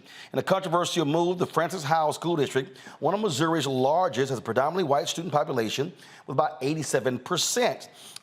They revoked an anti-racism resolution to address racial discrimination and promote healing within the district. The Francis Howell School District's board, now led by conservative members elected in recent years, voted to retract the resolution. The decision comes amidst a nationwide trend of heated debates surrounding critical race theory and efforts to restrict teachings on race and sexuality. The board's move has sparked outrage among community members and activists who argue the revocation undermines progress that perpetuates racial division. Well, no shock here. This is what you're going to get, Julian, when you have folk who don't vote. When these folks, these Moms for Liberty people and others, are running for school board elections and folk don't take it seriously, this is how they get elected. This is how they then they control public policy. Roland, you're absolutely right. I don't know how many times we can have the story, tell the story about voting, about why it's so important. Reverend Jackson said, The same hand that picked peaches can pick presidents. But we don't want to pick presidents. Too many of us want to sit down, tell these stupid stories about, well, what has Biden done for me lately? Well, what has he not done? I remember years ago sitting with Maxine Waters, and a young sister came up and started dissing the Congressional Black Caucus. Said, we don't do this, you don't do that, you don't do this, you don't do that. And she said, you don't understand what we prevent. Our presence prevents a lot of devilment. And that's what we have to understand, is that we have to vote right, vote often. I'm not saying cheat, but we have to make sure that we're in the mix. If you're not at, if you're not at the table, you're on the menu. And people have been eating, Black folks, eating our entrails for years, because essentially we choose not to politically participate. So these conservatives revoking anti-racism, what they're doing is embracing anti-Blackness. But what will we expect if we're not there? If we're not at the table, we are on the menu. It's a little hard to complain after the fact that you don't vote. Guess what? It's too late. They're not in power. Rita? I'm glad that there was a spotlight on what the school board was doing. And more importantly, I'm glad that folks in the community were paying attention to the school board. And the reason why I say that is because for a long time on the right, school board elections have been the jumping off point, if you will, the pipeline to get folks elected who they hope will run for higher office. So what I'm saying is it has been a strategy on the right to get certain types of personalities elected on the school board. And then after being on school board for some time, folks will run for higher office. So when you're looking at who is on your local school board, you need to imagine what would happen if that person became your governor one day. What would happen if that person became your senator or your House rep one day? Because that really has been the strategy. So I'm glad that folks are paying attention to what the school board was doing. And I hope that folks will make sure that none of these people are able to move up in any type of electoral pipeline in the future. I'm a Congo. I actually binge on Black Star Network shows over the weekends, and one of the interviews you had was with Michael Harriot, who was talking about Moms of Liberty, and he was talking about how so many of these people are just so uneducated, have no knowledge in any way, shape, or form, and are just using this fake critical race theory activism to rise to prominence. And now they have all of the presidential candidates on the Republican side going to their conventions and the like. So when we talk about voting, we also have to remind ourselves, adding to Renita's point, that groups like the Proud Boys and Boogaloo Boys, they have decided after the insurrection and the DOJ started coming for them, they have decided to go local. So these racist organizations are actually partnering with Moms for Liberty, these group of conservative white women who are looking at themselves as peaceful warriors and the like, and going over and taking over the school boards in other areas. Their belief that the fight is now a local fight. And so when we look about people like Ron DeSantis and Governor Abbott and so many of these other people, it's sad with everything that they're doing, and it's ridiculous and it's deplorable. But what's even sadder is that we could have prevented many of these people from being elected, because we can talk about redistricting and how terrible many of the counties are and the maps, but state races, that's for everybody. Governor's races are statewide. Senators' races are statewide. And in some of those areas, we still don't show up. So we do bear a lot of the blame for what's happening. And if we don't understand it now, some of us never will. Folks, some sad news. One of the personal chefs for former President Barack Obama and First Lady Michelle Obama has died drowning near their Martha's Vineyard home. This is in the Chicago Sun-Times. It says Tafari Campbell, who was a sous chef, he worked in the White House, and then he went on to work for the Obamas. It's a photo of him at work. The brother was 45 years old. Apparently, he was Sunday was reported missing. He was out on a paddle board. And when he went missing, his body was discovered about 100 feet from the shore in about water that was 8 feet deep. The Obamas issued this statement here. Tafari was a beloved part of our family. When we first met him, he was a talented sous chef at the White House, creative and passionate about food and his ability to bring people together. In the years that followed, we got to know him as a warm, fun, extraordinary, kind person who made all of our lives a little brighter. That's why when we were getting ready to leave the White House, we asked Tafari to stay with us, as he generously agreed. He's been part of our lives ever since, and our hearts are broken that he's gone. Today, we join everyone who knew and loved Tafari, especially his wife Sharice and their twin boys Xavier and Savan, in grieving the loss of a truly wonderful man. Again, the former president, the former first lady were not there at their home in Martha's Vineyard when this took place. We don't know the circumstances. We don't know in terms of what happened. We don't know whether, it was a health crisis. We don't know if he was wearing a life jacket or anything like that. But what this does remind us, Renita, look, you're there in Georgia, a lot of deaths out there at Lake Lanier. A lot of people go out on the water. They're not wearing life jackets. They're not taking precautions. I don't care how great of a swimmer you are. People get caught up in currents as well. Look, if you step out there on that water, put that life jacket on, because that life jacket can save your life. You hit the nail on the head. Too often in the summer, we talk about people not drowning as long as they know how to swim, or there's so much emphasis being put on, knowing how to swim, which is good, but that's not the only thing that you have to look out for. As you mentioned, what we've seen at Lake Lanier here in Georgia, but then also even just a couple months ago, I don't know if you all are familiar with Conan Morgan. He was roughly about 45 years old, a Black political consultant who had worked with presidents, had worked with helping to get Black folks elected at the local, statewide level. He was very, very, very well known for the work that he did. He was also an avid boater. And this past summer, he lost his life boating. And so there are a lot of things that can end your life on the water that have nothing to do with your ability to swim. And there really does need to be some public education around what are the other hazards of being on the water, in addition to not knowing how to swim. So my heart for his family. Go to my iPad. This is a story from the Observer. Morgan was 42 years old and hottest other political consultant. Boating incident that took place there in North Carolina. Again, it said the man and two others who survived were thrown into the ocean after their boat hit a wave. That's what took place there. And so, yeah, it's just, and again, we don't know. It's tragic that this brother has lost his life at the age of 45, who worked for the Obamas. But again, I would just encourage, take as many precautions as possible on Mokongo, even if you know how to swim. Yeah, absolutely. And then the story from AP News says that when he was found, he was not wearing a life jacket. And so it's just tragic on many levels. And we really have to understand that when it comes to this issue of swimming and everything in our community, like you said, the best swimmers can still drown, hit a current, and so on and so forth. But this is an unfortunate reminder of just every single day we have to do our best to make sure that we are prepared for these waves out there. And even with all of the preparation, tragic things can still happen. And so my heart definitely goes out to his family. It's such a young family, and twin boys as well that are going to be raised without their father.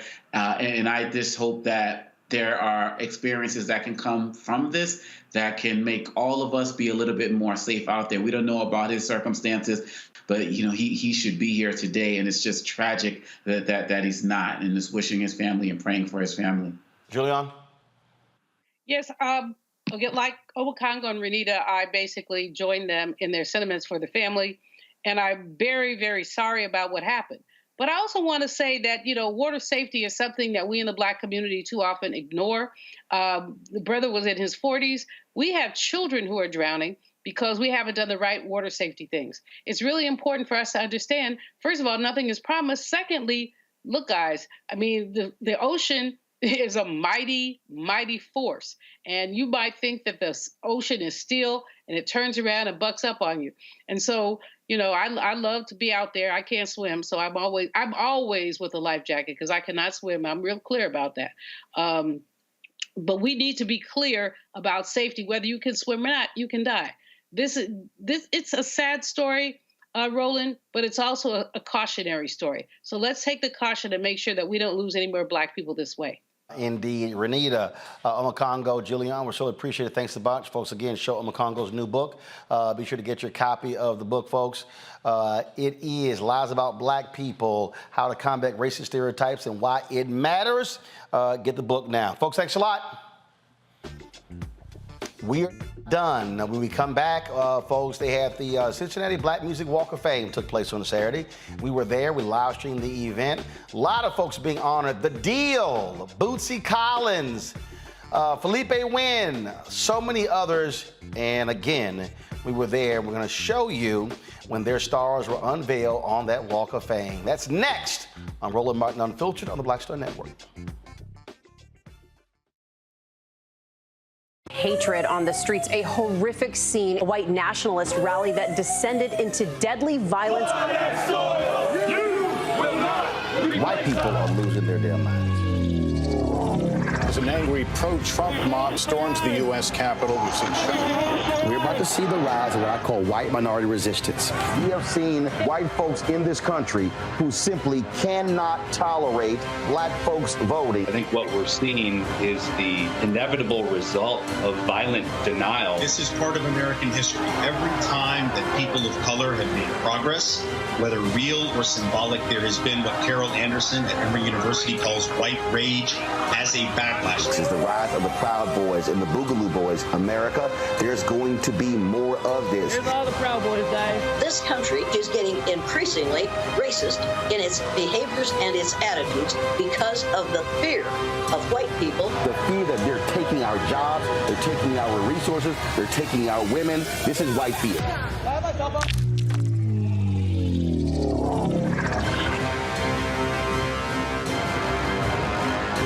I'm Dr. Greg Carr, and coming up on the next Black Table, thinking about the Black freedom movement in a global way.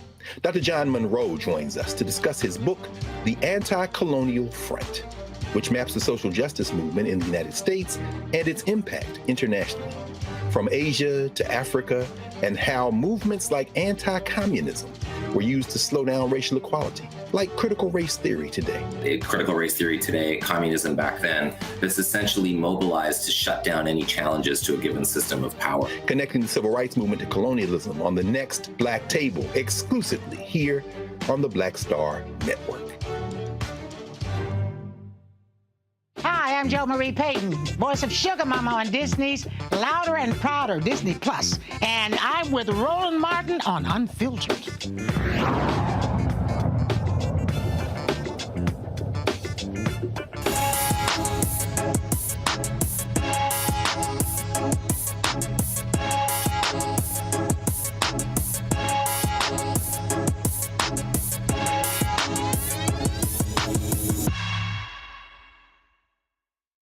Folks, last week we were in Cincinnati, courtesy of Procter & Gamble. There for the Cincinnati Music Festival, of course, took place Thursday through Sunday. A lot of different things were happening, and one of those events was the unveiling of the Cincinnati Black Music Walk of Fame. That was an induction ceremony that took place, fantastic ceremony. We're going to show that for you tomorrow, but right now we're going to show you our coverage of the unveiling of all the entertainers, the unveiling of their stars on the Walk of Fame. Shout out to Commissioner Alicia Reese. This was her brainchild. It was a fantastic event. If you missed it, here's an opportunity for you to catch it. And so I certainly hope you enjoy this encore presentation. What's up, Doc? How you doing? How you doing? All good. So we're live. Just your thoughts about all of this. I am really very excited. It's been over 100 years since he has ever invested in this kind of project. Alicia came along and was able to pull our elements together. I'm very excited. Community was working on a tightrope. Put the corporate together, put the to sell it to the community, and then you had to get the artists to believe in you that you're doing something real. And today was and the quality of people. And to put together an interactive Walk of Fame on the riverfront between the Cincinnati Red Stadium and the Bingo Stadium, and we have a Black Music Walk of Fame. Black. We didn't drop the name Black.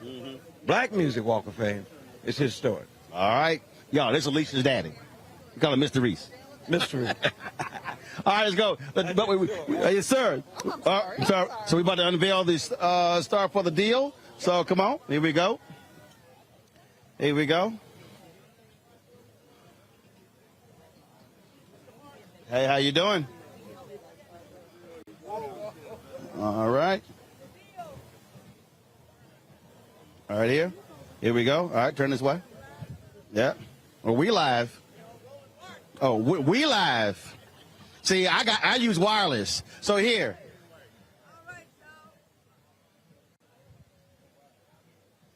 Yeah.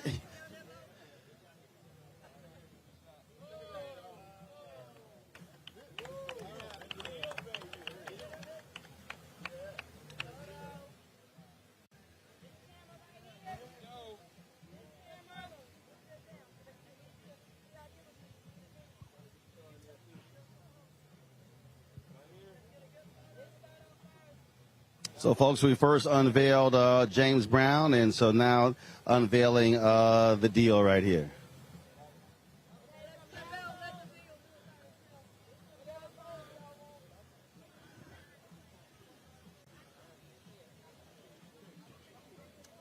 Oh, is that y'all hard pose? That's the hard pose?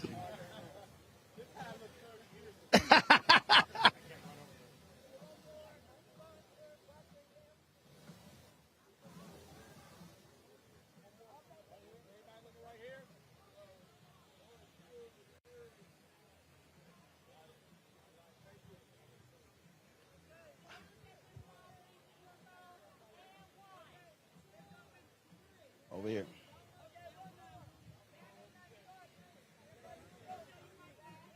All right. So we're going to grab L.A. Reid in a second, do a quick interview with him. Excuse me? I'm his assistant. I got you. Yeah, I've already talked to him. Oh, you did? Yes. Okay, he's good with it? Oh, yeah. Sorry about that. Yeah. So midnight, if you heard the presentation there, L.A. Reid said it was Midnight Star that got the deal started, teaching them how to do music and really introducing them to this whole game. So that's one of the reasons why they're taking a photo together. L.A.? They got him. L.A., quick, grab it quick. Huge day coming back to Cincinnati. Yes, sir. Very happy to be here, man. It's really special. Commissioner Alicia Reese really made magic happen. What can I say, right? And I'm really happy to be here. I think it was also amazing. A lot of people really don't know how many amazing solo artists and groups have come out of this state, especially bands. Yeah, and that's largely due to it not being, Cincinnati isn't what we think of as a media center. So there's not cameras and coverage everywhere for everything that takes place the way it might in New York or LA. But let me tell you, Cincinnati and Ohio, this is a talent maven. This is a haven for talent. I mean, it's so much great stuff that come from here, and even today, like, it's not just a thing of the past, you know. There are producers like High Tech who's still making, you know, really meaningful hip-hop records today, you know. So, yeah, Cincinnati matters. Was it also because the competition, so then other folks made one better? Because you're like, oh, wait a minute, you know, we got to bring it. Yeah, I mean, we were taught that. I mean, when we were growing up, there were battles of the bands in parks. And we were taught that, you know, you better make it happen because the band before you or the band after you can really, like, stop you in your tracks if you don't have it together. So, you know, that's why I partnered with KO. I was like, okay. Well, he was back there amening you, so. Yeah, he was on point the whole time. So, yeah, we did have to be the best. We had to be the best, man. You know, so, yeah, a lot of competition, you know, so. Well, this is also great because, again, this is free. People who are coming here, they can see it, visit, they can study it. And, of course, this is being so interactive. I mean, I have to tell you, like, and this is not to disparage anything that anyone else does, but I've been many times, at least attended or spoken at the Hollywood Walk of Fame, and incredible. And it's an incredible honor, a high achievement. This experience here, Cincinnati, it's not just a Walk of Fame, it's an experience. It's an experience, right? And I think that makes it innovative, certainly an attraction. It just makes me really happy to be a part of it. Yeah, absolutely. LA, always good to see you, baby. I appreciate it, man. Thanks a bunch. All right. Gentlemen, how y'all feel about this day? Great day, man. Hey, it's historical, and I'm feeling good because it looks like the future generation is in good hands after we have this beautiful facility for people, like Alicia said, not just statewide, but worldwide. So, loving it. I'm just humbled to be a part of this. Love my blackness.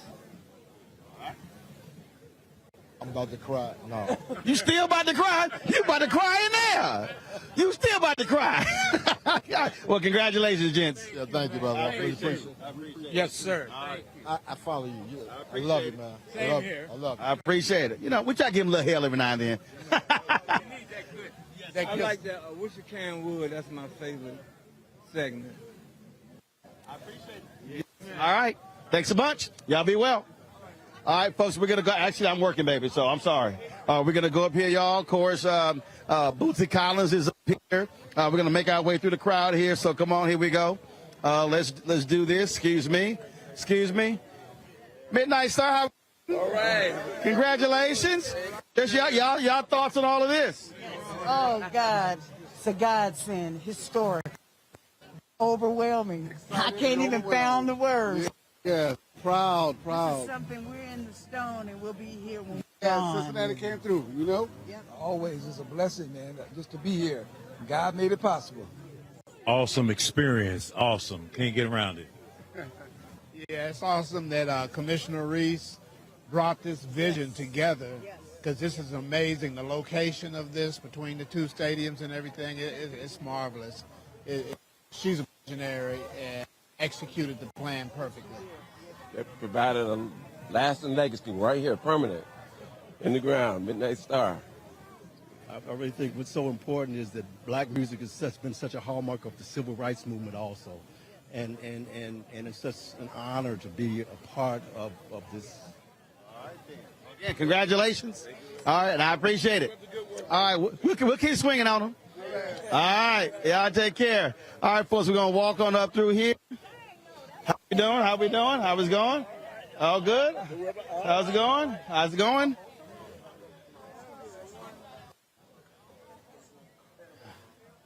All right, we're going to step on up here. And so this is one of the, come over here. This is one of the interactive. So Alicia explaining, so come on over here. Go ahead. Patty, if you're hearing impaired, you can just feel the rhythm. It's got Braille. And then you get 30 seconds. You bring out your phone, QR code, and it brings out information about Bootsy. And then right next to your brother, Katniss, and you push his for 30 minutes. Is that what you wait on? Yeah. So this is your, so we got 13 of these, 26 people. And then we go up here. I'm going to show you augmented reality. Let's go up here. All right. So, folks, here we go. Come on up. All right, watch yourself. There you go. All right. So, again, what Commissioner Reese is doing, she's walking Bootsy Collins through, again, this experience. And so, for instance, over here, they have what she said, the augmented reality, where literally you can put yourself in a Bootsy Collins concert on stage with him. So, let's go show you that. So that is what makes this Walk of Fame a lot different and a lot unique for many others you see here. Because you see right here, same thing, this display, John Legend from Ohio, Felipe Wynn as well. So, all right, here we go. All right, so we're going to come through here. And so, again, this is the sister of Felipe Wynn. Ms. Walker, how you doing? How you feel about today? Wonderful, so excited, really excited. It's wonderful to receive this on his behalf. My brother. And of course, when they were playing the video in there, the whole crowd started singing the song. Sadie. Absolutely. Yes. Absolutely. Wonderful. Well, absolutely. Congratulations. Thank you, Mr. Martin. All right. Appreciate you. Take care. All right. Let's keep on walking through. Here we go. We're going to walk on over here. So here we go. Excuse me right here. All right. Here we go. Come on through. So, come on. Here we go. You can get in front of them, please. You get in front of Alicia and Bootsy. There we go. Right here. Here we go. Yeah. Alicia, hold this, Alicia. Hold that. And you get to party with it. And you can record yourself. Get 30 seconds. Yeah. Yeah. You done did go ahead, it, Bootsy. Here we go. Baby, baby, baby. Baby, baby, baby. Baby, baby, hey, got the feeling, hey, hey, go there, and then And then up here, Boosie, then a QR code come. You can download the video. Then you go over here. I want to show you, Boosie. This is where you at. God bless you. Yes, it is. God bless you. I appreciate it. I appreciate it. Sir, I'm gonna check with you in a second. She wants to show you. She wants to show you this concert over here, where you can be on your stage with you. I appreciate it. I appreciate it. All right, y'all. So we're gonna walk on over here. Right up here, but it rotates. It has Penny, then it has you, and this is the one. Yes, augmented reality. So I gotta let you see the one with you. So Lincoln comes on, and this is the one with Penny Ford, but then it rotates, and it'll have the one with you, Bootsy, where people can perform with you. So You see, wow. Yeah. And then after this one, yours come up. So this is the one with Penny. Woo! Woo! Come on. Yeah. Come on. Oh, I'm not a dancer. But I can move a little bit. Oh yeah. Oh yeah. That's Lincoln. Where's Lincoln at? There he is. Come on. There you go. Hey, David. Hey. Hey, hey. So you get the dance. Help me out, man. I need all that. You and me both.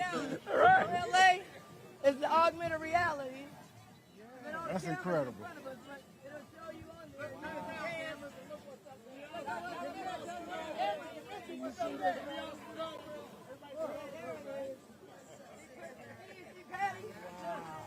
Yeah, there it is. Hey, Betty. Yeah, there it is. There you are, right there. Hey, there it is. So you get to dance. There it is. So we have this augmented reality special feature so people can come and they can dance and perform with Penny Ford and Boosie Collins. As soon as this one will end in a little bit, and they'll have, I want you to see the Boosie one, too. It's unbelievable. And I want to thank you, Boosie, came in. This is an experience. Oh, this is crazy, isn't it? I think the Hollywood Walk of Fame gonna be a little jealous of this. Yeah, sorry. Sorry. This is different. This is different. You brought back some stories. Right. You brought them all back. I was like, right. It's good to sit there and listen instead of having to tell the stories Yourself. You know, remember, right? Man, you brought some stuff back. I was like, whoa. I can't forget those moments, man. I can't forget those moments, man. Man. Woo! You remember the song you wrote called Body Tight? Yeah. Gotta keep my body tight and my mind right on you. We did that. We did it together. Yeah. All right, Boosie, you're next. No music. We should do something with that. Yeah. What am I doing? Lincoln. Right here. Lincoln. Right here.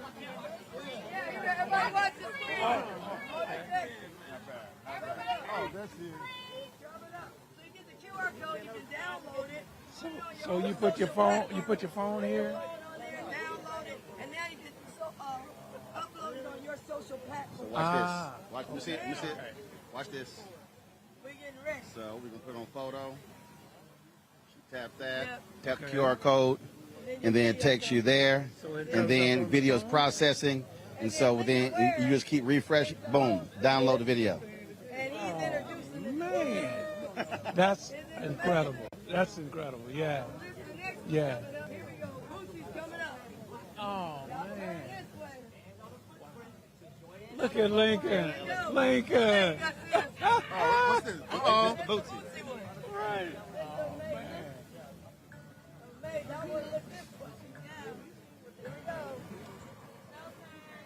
There it is. Yeah.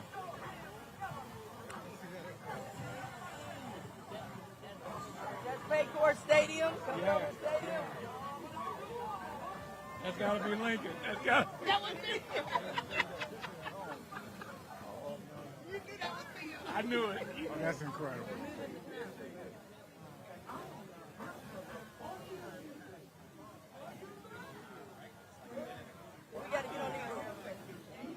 That's incredible. So stand up. So put your feet on your spot. Put your feet on your spot. Right here. All right, Lincoln's over here. He's a drummer. Oh, okay. I see. Oh, that's great. Alicia, how you doing? You know my auntie? So you got somebody over here too. Stand on that spot right there. Come over here. Come over here. Come over here. Fabio, come over here. Stand right here. Stay right here. Stay right here. Shoot right here. Yep. Yep.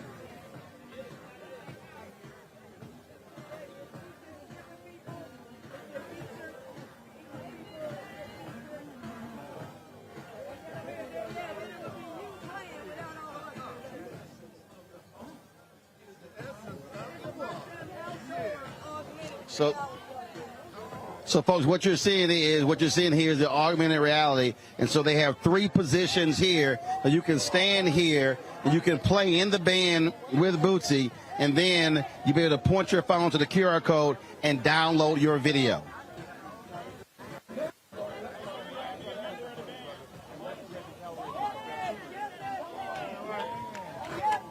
Wow. That's deep. Come on, Cat. Come on, Cat. Oh. Come on. Woo. Get a drummer son. Where's LA? Get a drummer son. We see you, Lincoln. Get a drummer song. Yeah. Yeah. I'll be in the group. Go ahead, Patty. I see you. You looking like hip-hop. Go ahead. Oh, man. Wow.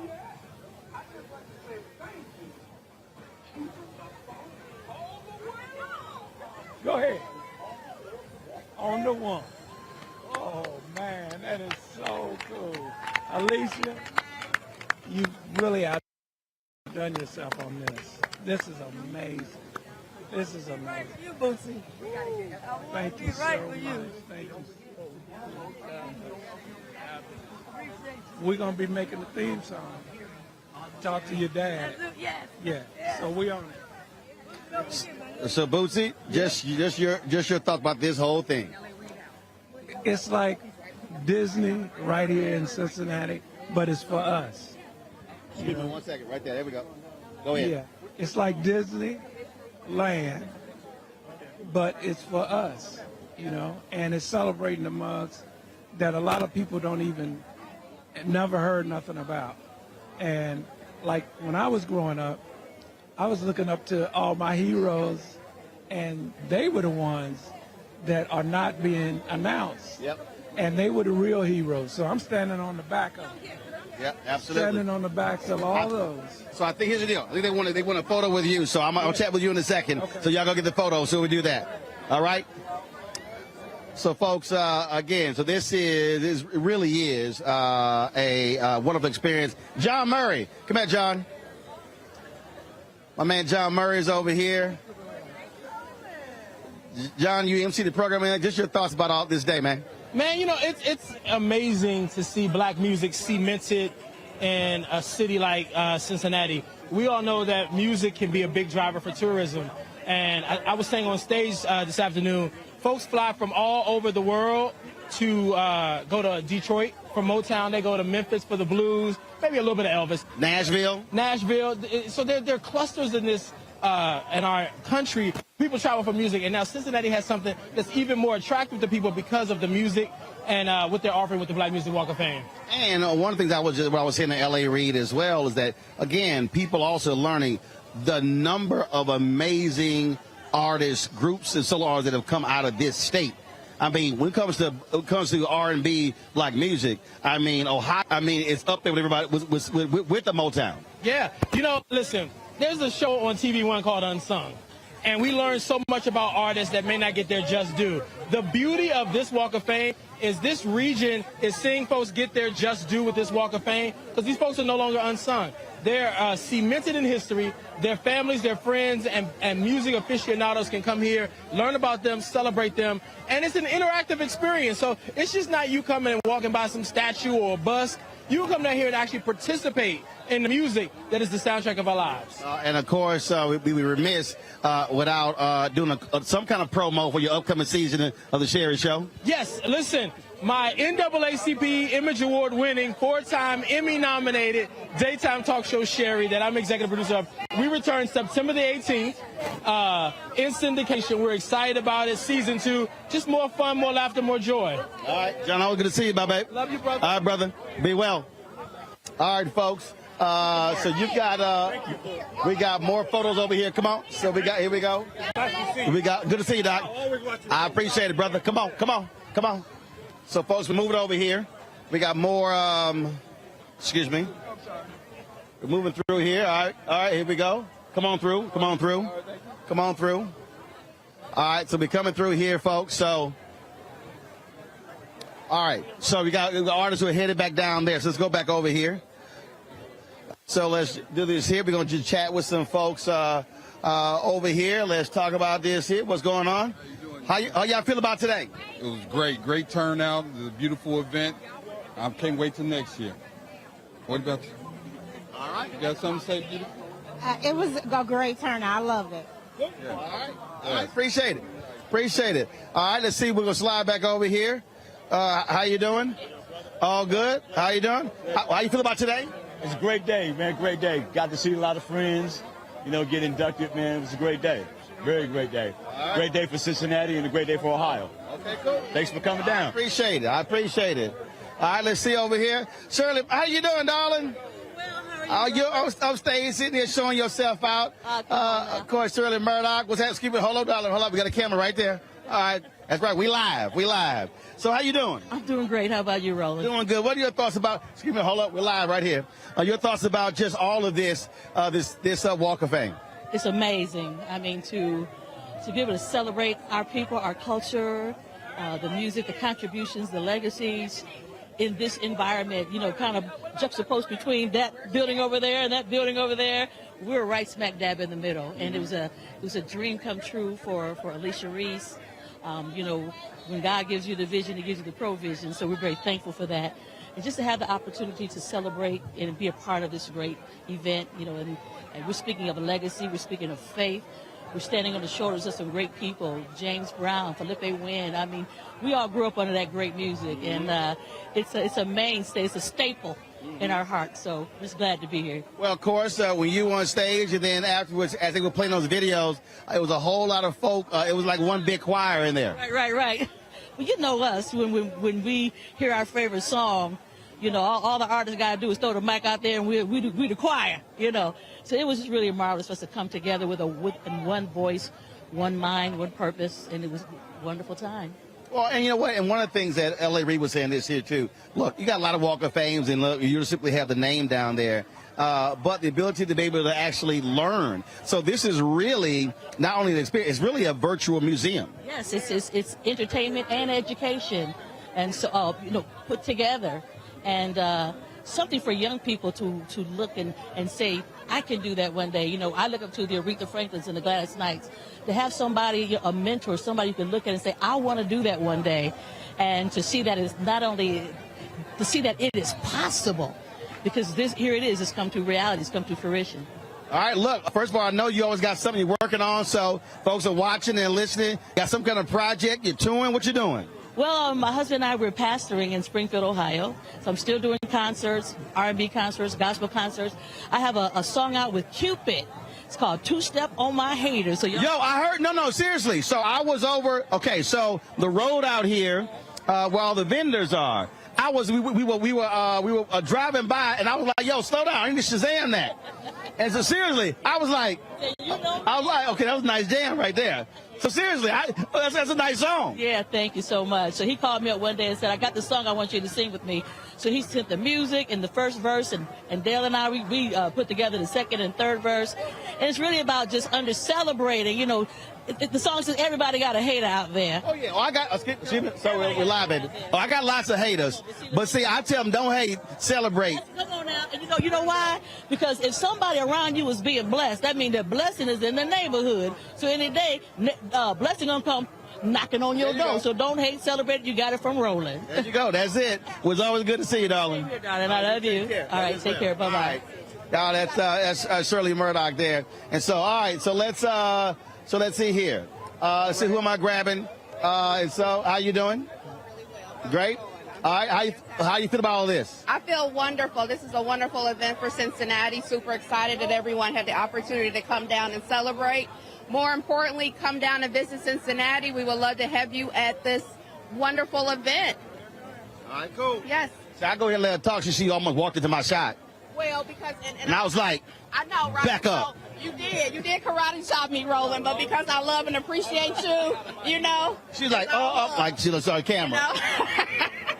I appreciate it. Yeah, thank you. I appreciate it. How you doing? How's it going? I've always just admired you from day one.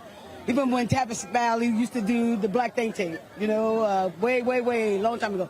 I'm a little older than you, though. I'm 62. How old are you? Girl, I'm 54. Right, I said I'm older than you, right? I said I was older than you. But just thank you for being in this city. Cincinnati is a very interesting town, born and raised here. And this is like really cool place to be, but it needs to be cool all the time. There's a lot of political issues that take place in our city, and we need to get involved in what is happening politically, economically. I mean, Alicia Reese fought for this space. If it wasn't for her, we would not be here. Right. I can tell you that for sure. Very involved. I'm the president of my community council, have been for a long time. All right. Love you. All right, appreciate it. Lincoln, come on over here, Lincoln. So, Lincoln out here, white linens, everything. So, looking fresh. Hey, I'm trying to keep up with you. Yesterday, that yellow linen you had on was fresh, man. What you talking about? You know, I try every now and then. All right. Let's talk about this. What do you think? Oh, no, this is great. I'm asking you the question. You should be asking me the question. But what do you think? You know? Well, first of all, I love history. And so the ability to be able to visit something and actually learn. So if it's stuff that you don't know, like for instance, it was great even being in there to hear L.A. Reid say that it was Midnight Star that actually turned on the deal. So I thought that was pretty cool. You know, the last time L.A. Reid was in town, I interviewed him for the first time. And I said, do you remember me? He said, oh, man, I used to listen to you all the time on WCIN, you know, back in the day. So that was, you know, something to hear him say that. And, yeah, I mean, Bootsy Collins influenced all these guys, man, that's coming through here. James Brown. I mean, everything you heard today was fact, and it was true. Absolutely. And what I also love, again, because this is open and it's free, it's not like somebody can come here and say, oh, my goodness, it's a Sunday and they're closed. So this is open all the time. Open all the time. Come here 365 days a year. This place will be open. You can come up, and how do you like the interaction? I think that's a big hit. People can play the drums, the guitar, and sing with Bootsy and Penny Ford. It's just amazing. Well, absolutely. And so I think it's pretty cool. And so definitely congratulations to Commissioner Reese for making this happen, but also all other folks, of course, who are really behind this project too. Yes, Alicia Reese really has worked hard at pulling everybody together, you know, putting out fires here and there. There was many fires coming. They didn't even want us to call this the Black Music Walk of Fame. They wanted us to take black out of there. And if we had taken black out of there, it'd be a whole nother ball game right now. So she held, you know, she stuck to her guns and she didn't, you know, back down. And here's where we are today. Well, absolutely. And so we're glad that happened. Oh, man, because if we had taken Black Cincinnati Music Walk of Fame out of this, you would probably see, who knows, the Rolling Stones up there now, you know. Absolutely. Well, Lincoln, always good to see you, man. Hey, always good to see you, Roland. Always great talking to you. I appreciate it, babe. Right. Again, congratulations on 50 years in radio. Thank you, sir. All right, babe, appreciate it. How's it going? You all good? Good day for you? You know, I have a story behind that. Me and Alicia had a conversation about it. She had a vision. She talked about it, and she made it happen. But she had a vision. And now this is what we got. Yeah, absolutely. Absolutely. Nothing but love. Well, see, one of the things that I explain to people all the time when we talk about movements, when we talk about there's nothing that we see, whether it's an organization, whether it's this, whether it's a monument, whatever, that did not start with one person saying, you know what, let's do this. And that's why when I hear people, when they say, man, I don't have any power, I said, no. I said, you could be one person who comes up with an idea or a concept, but then when you tell one person, now it's 2, then you bring 2 more, now it's 4, then it becomes 8, then it becomes 16. I said, but you got to start. So it's about planting the seed. Oh, absolutely. There's nothing that's ever been created that was created with a group consensus. Exactly. Everything that we see, somebody had to originate with the idea. Exactly, from the beginning. Yeah. From the beginning to the end. That's it. We appreciate you doing what you're doing, too. Thanks a bunch. I appreciate it. Definitely. All right, thanks a lot. Good seeing you. All right, folks. As you see, we're going down here. As you see, folks are all through here, and so now they get to, how you doing? How's it going? You all good? What's happening? Oh, yes. How you doing, my brother? All good. How you feel about today? I think it was the most awesome thing I've seen in a long, long time, and I'm 71 years old. I'm personally Alicia Reese's personal physician, and it's been tough on her behind the scenes, but we stay there to support her, and through the battles and the storms, she's come out, and this is the most awesome thing I've ever seen. I was on a radio show with her a couple of weeks ago, and afterwards we came down and saw it while it was still prior to its inception, and it was just awesome. Introduced me to the project managers and all that, Roland, and Alicia, through her tireless work. She has been so tired and everything, but she is a trooper, one unlike I've ever seen. She's HBCU. I'm HBCU. We grew up in Evanston. We went to the same high school. I'm a few years younger than her dad, but it is what it is, and this is the culmination of all that work. And thank God for all of us from the medical profession here in the city. We've supported Alicia. We've supported the commission on all of the things that they've done, and thank God for this. There is nothing like this in the United States of America. And in the face of those people down in Florida not even want us to have our history told, now we've got Black Music Walk of Fame in the city of Cincinnati, Ohio, right on the river where the Underground Railroad took its part, and here we are here. I'm just so glad to be here, and it's awesome seeing you here because I've seen you, I've heard you, and I've read you, and you're an awesome brother. I appreciate it, Frat. 06. Yes, all day. All day. Get some of that. All right. 06. Yes, Watch out now. All day. Careful. Here we go. Careful. Here we go. There we go. All right. I appreciate it, Doc. Appreciate it. Be well. All right. How's it going? I'm Marvin Columbus. I'm one of the influencers here. Okay. My first video was Midnight Star, Freakazoid. Okay. Not my whole career. Really? I did 13 world tours. Michael Jackson, Smooth Criminal. But I watch your show all the time on my iPad. I've been on an airplane. Now I can put my boy show up right here. I've been on an airplane, man. You're amazing, man. Appreciate it. Seriously, you're doing good stuff, man. I appreciate it. Pleasure meeting you. I saw you yesterday, but you was Likewise. Oh, yeah. Well, I'm still working. We live right now. Yeah, but he's stay busy. Oh, yeah. Yeah. You got to, well, look, when you try to inform the people, you got to keep it moving. I get a picture with you, if you don't mind. That's fine. I got it. You got it? I got it. I've done this before. Okay, my man. There you go. Thank you. There you go. I appreciate it. Congratulations on being one of the influencers. Thank you, sir. I appreciate that. Appreciate it. All right, sir. Keep watching. Oh, yeah. All right. Folks, we're going to come through here. How you doing? All right, come on. Here we go.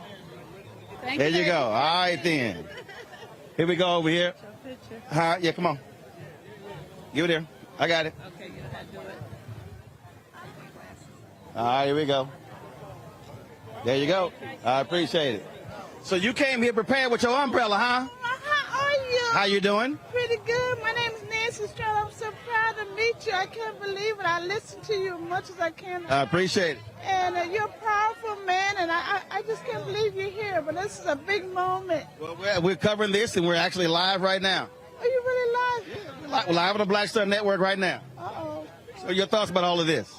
I think it's beautiful. I think it's definitely needed definitely need it, and we just, you know, that people always talk about this woke thing, but people need to open their eyes and wake up and see. Stop sleeping and see the truth. And that's what we need. We all need to wake up and see the truth about all of us as people. And thank you so much for being here. I appreciate it. Thanks so much, Nancy. This is Nancy Strong. I know, we got you. Oh, you got me? I heard the first time, Nancy. And see, you got real smart with the umbrella out here, too.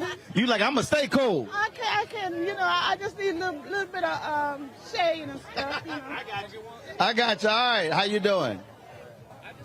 Say that my name is Lisa Randolph, and I'm sorry. Go ahead. And I got my third year. This is my third year attending this event. I think it's a historical event. It's something that is necessary in light of what's going on in places like Florida, how they're trying to change up our historical map. And this is something I think that's going to bring a lot of people to Cincinnati, Ohio. And I just wanted to say, I met you about 10 years ago. You came to Cincinnati, and I think you spoke at the NAACP. Yep. And I was having trouble with my cell phone. I was so nervous to meet you and everything. And you took the patience and the time to say, hey, let me do this and show you. And I just never forget that because... Don't take me about 5 seconds so we can knock it out. I know, but sometimes we forget that famous people are human, too. It's all good. You know, and we rush up to them. We want their autograph. We want their picture. And they may have a bad day just like we do. And so I just wanted to say that. But can I get another picture? Yeah, we can do it. Hold on. Stay right there, bro. Stay right there. Hold on. We live. We live. You do this better I got than it. me. I can't see. I can. I got it. There you go. All right, thank you. I appreciate it. All right, come on. Come on. Come on. Come on. Take a few off. Just roll the mark. It's a legend. Yeah. Got it? All right, cool. All right. How you doing? How you doing? Just an honor to meet you. I appreciate it. So what you think about all of this? I think it's wonderful. This is really exciting, very exciting. All right, I'm glad to be a part of it. All right, good to meet you. I appreciate it. I appreciate it. How you doing? You all good? Yes, very good. All right, how you feel about today? Oh, it's awesome, amazing. And kudos to Alicia Reese for pulling this all together. And Cincinnati's support as well. And yours. Thank you for being in town. We appreciate you. I appreciate it. They got a cool hat, too. Got a cool hat. How you doing? Y'all good? How you doing? How y'all feel about today? Wonderful, wonderful. I met you years ago. You got the bling bling hat that we I made? know it. I had to represent my sister Reese. She and I are just like this. We are roller skaters. We're the best friend, and you have been her friend since I've been knowing Reese. I appreciate it. Hey, this is history for us. That's fine. Give it in. I got it, baby. I got it. I got it. I got it. Y'all know what I'm doing here. Know what I'm doing. Put on photo. Here we go. All right. There you go. That's it. How you doing? All right. Now, y'all know I'm live. I'm working. We literally live right now. You drove in from Atlanta? I sure did. I'm from Cincinnati. Grew up in Forest Park, but my family's from Mount Auburn and Coreyville. I so appreciate this. I wrote about this. I talked about funk music in my paper at UCLA. I taught students about this. You just walk right in front of the camera, just like camera ain't even there, like we ain't even live. I mean, you just interrupted her interview. Go ahead. But yeah, I wrote about this, talked about this in 2007, and to see this and have our people truly in Cincinnati honor us is amazing and wonderful, and as it should be. I thank you. I thank Alicia Reese. I thank everybody for being here. It's wonderful. All right. Glad you're here. I'm glad to be here. Thank you. Appreciate you. I appreciate it. All right. I don't want him to say he wasn't here. I want Okay. him to document it. All right. That A5 was at my house. Let's see. Oh, baby, let me fix it. Let's see here. I got it. I got it, baby. I got it. I got it. Hold that. Hold that. I got it. Get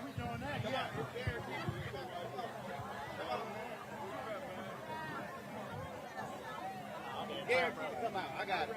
There we go. All right, here we go. All right. Mine set up and ready. Here we go. All right, folks. So let's go over here. You see the folks over here. You know my brother. All right, come on. Here we go. So you see the folks over here. Let's walk over here. So you got the Isley Brothers shout going on.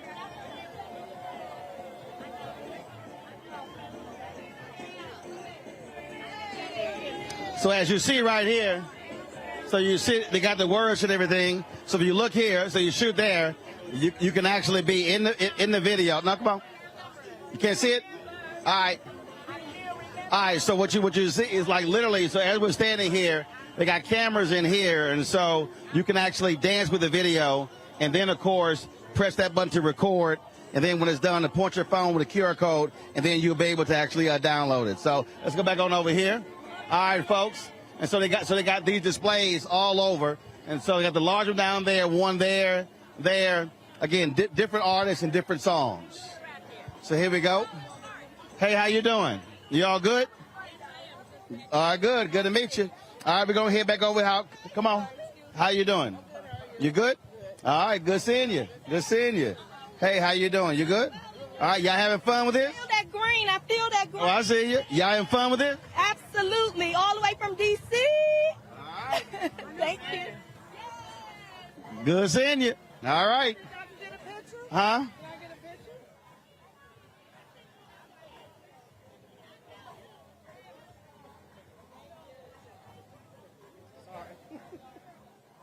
You're in that 5 count. That 5 count. Come on, bro. I got it.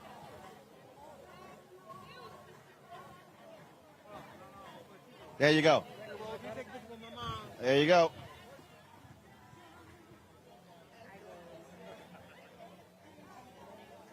There you go. I appreciate it. Appreciate it. All right, y'all. We're heading over here. Here we go. So we're going back to our position on over here. Here we go. All right.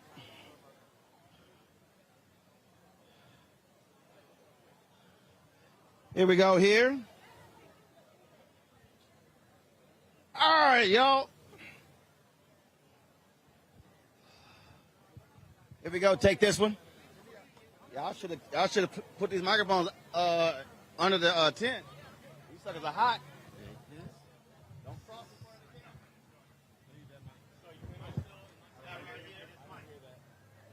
What's happening? Everything. What's happening? Do this here. Take that, Deshaun. Yeah. Take this out. Your first time in Cincinnati?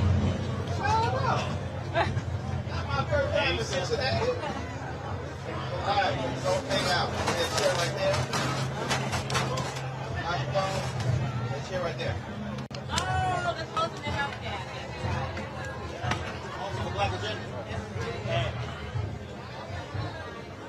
All right then. So we're gonna switch the camera. Switch right here. We up?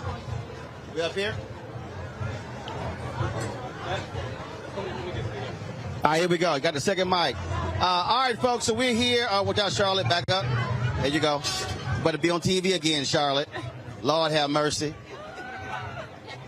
Y'all, yesterday we were, of course, going to all the different Procter & Gamble activations, and Charlotte is walking all in the video. Charlotte from P&G. I'm like, Charlotte, what you doing? You trying to star in the video? She's like, oh, my bad. My bad. All right, so we're sitting over here. All right, come on, Damon. Come on over here, Damon. Grab the microphone right there. Damon's over here in the booth. He was trying to look all cute earlier with his tennis shoes on, but you know, doggone well, he should have been in that booth. I don't know what he was thinking. I saw him limping in those photos. I was like, maybe to put that boot on. Your doctor gonna be cussing you out. Trying to be all cute.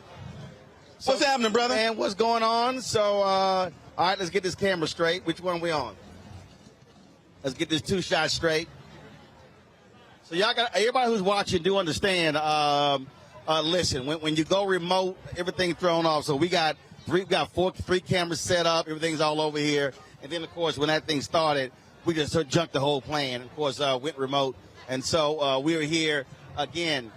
Cincinnati Black Music Walk of Fame, Procter & Gamble, sponsor of the film festival, also sponsor of this. We've been partnering with them, covering all the stuff this week. So we appreciate them bringing us out. Damon, Alicia, when she told me with the interview yesterday, she said that when she first presented this idea to you, it was not a regular idea. And she said when she hit you with the interactive part, you were like, whoa, okay, all right. I'm all about black stories, man. Black stories, black storytellers. And her vision was that we create something that has some permanence. Too often we have fleeting black stories. And Cincinnati, as your viewers will know, has a very rich musical history and heritage.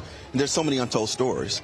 So part of what we're doing at P&G is a program we call Widen the Screen, which is showing the full contributions of black people to film, television, and media. Music is a natural extension of that. So we needed to step up, make sure that that vision could become a reality, and make sure that we created some permanence for those stories so the future generations can really understand where they come from.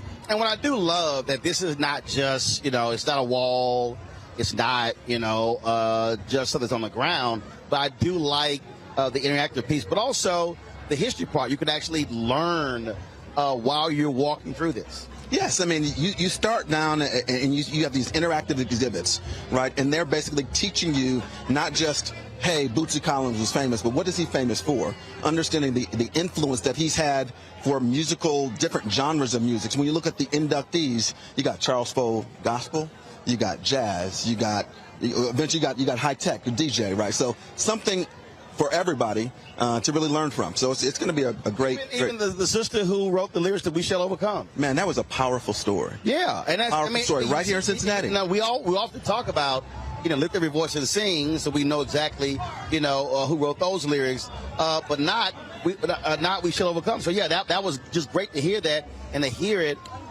from her family. Yes, I mean, I think that's the other thing is recognition is so important.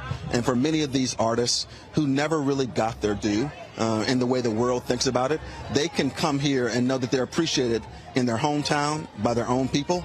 And that's a powerful thing. And for them to be recognized, it's been a little late. We want to give people their flowers while they're here, but for their families to be a part of that is something really special. Yeah, I'm always big on hearing the story behind the story, and then so to hear L.A. Reid talk about if it wasn't for Midnight Star, there is no deal. There's no deal. There's no Babyface. There's no L.A. Reid music exec. There's no LaFace, and so to understand how things got started, that's always wonderful.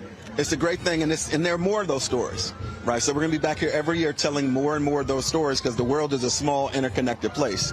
I even think about my role in corporate America. I stand on the shoulders of those who came before me, right? And there's times when you need to tell those stories and demonstrate real appreciation, and it's beautiful just to see that happening on there. Now, last time I was here in Cincinnati, I think it was 2017 or 2018, and it was one of the mini, I call them mini docs, but it was really one of the larger commercial spots dealing with the look.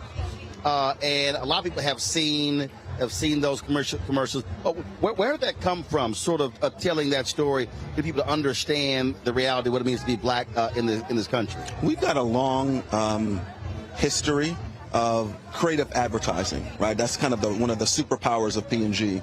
And I think we've been growing into a recognition that we can use those superpowers not just to sell products, but to make a positive difference in society. So it actually started a couple years before the look in 2017 with a video called The Talk. And we had a group of black women at a program called My Black is Beautiful. And they started talking to black women about what was important to them. Yes, their hair, their nails, their skin, but eventually it also came to be what's important to me and my family and my community. So you step back and you said, okay, great, what do we want to know? We want to make sure generations could power forward. So at the end of the day, we started telling these stories, and The Talk is a short film that talks about the conversation that black mothers have with their children to prepare them for the realities of being black in America. It wasn't a story that a lot of people were ready to hear. Right? I mean, I talked to you and said, tell me about The Talk. We kind of know what we're talking about. For people that don't look like that, it's a very different reality. What it is. Very different and then reality. They go, really? We're like, yeah, it's real. Right. And the insight there was that just because something isn't your truth doesn't mean that it's someone else's reality. Now which one was? So that was The Talk. Which one was it where the brother who ended up was a judge? That was The Look. That came 2 years later. And so, that was really about that was one we showed when I came back here. And that was, again, I mean, here he is, a brother who's a judge, but how he's judged by folks just simply by how he looks. I mean, black men face microaggressions every day in this country. And sometimes people recognize them, sometimes they don't. So the look tells that story through four scenes, right? You think about the history of black people in swimming pools. Right? You think about the history of black people in diners. Right? You talk about what happens in retail when you walk in a store and somebody look at you like, do you deserve to be here? Right? But they don't know your power. They don't know who you are behind it, right? And so it on one hand, it opened the eyes of white America to what was happening, but it was a way of us communicating to black men that we see you, we understand you, we recognize you, and we want to help the world change how we look at black men. Well, and what's interesting is there was somebody recently did something similar where, I don't know if you saw that video, where it was two men, both who were portraying somebody blind, one black, one white. And the white guy walks up and to strangers, and he still just grabs their arm, and they invariably they're surprised, but they either hold his hand or they walk with him. In every instance, when a brother did it, jerked their hand away and ran away. Literally, and you're seeing the contrast right there.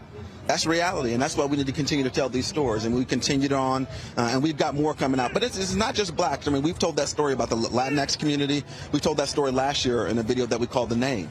And many Asian Americans, what's interesting to me is like sometimes you got a Starbucks name, right? Because people can't pronounce your name. But something as powerful as being seen and pronouncing your name correctly has a tremendous impact on how people feel seen, how they feel included. So we are continuing to tell those stories through short films like that, but we're also trying to invest black in black media, other minority-owned media, so that more people are in a position to tell their own stories 365 days a year. Well, I mean, look, we absolutely understand that, because the reality is, again, there's so many things that happen, and people go, and look, I've got white viewers. People go, man, I had no idea all of this stuff actually exists, or I didn't know about that person. I didn't know about that aspect of our history. And they're like, yo, man, we're learning something new every single day. And that's, again, why that matters. In fact, before I was, when I was inside of there, I was in a group chat, and somebody was talking about what happened in my alma mater, where the president just resigned over the treatment of hiring a black professor. And the person said, man, this story hasn't got a lot of more attention. I said, well, there's a reason why it hasn't. Because, again, whoever's a decision maker, they're deciding what's actually news and what isn't. Well, that's why we need to have more people behind the scenes. And you talked many times about black newsrooms and the lack of black representation in newsrooms. Same thing goes in the creative industries, right? Yep. If you look at major U.S. produced films, right, less than 6% of them were produced and directed by people of color. Right, and you think about how much money we are at the movies, right? So the ability to change that narrative means that we've got to put people behind the camera to be able to art those stories as writers, producers, directors. But y'all also did something where your head of marketing also said, you know what, we're just going to pull a lot of our money and we're just going to sign it directly, as opposed to going through an agency. I thought that was a hugely important deal as well, because you sort of jumping through hoops and hoops and hoops, and you might not even realize what somebody else is putting somebody through. So I thought that was critically important, being able to say, no. We can go direct to these black media companies. Yeah, Mark Pritchard oftentimes talks about the system isn't broken, it was designed that way.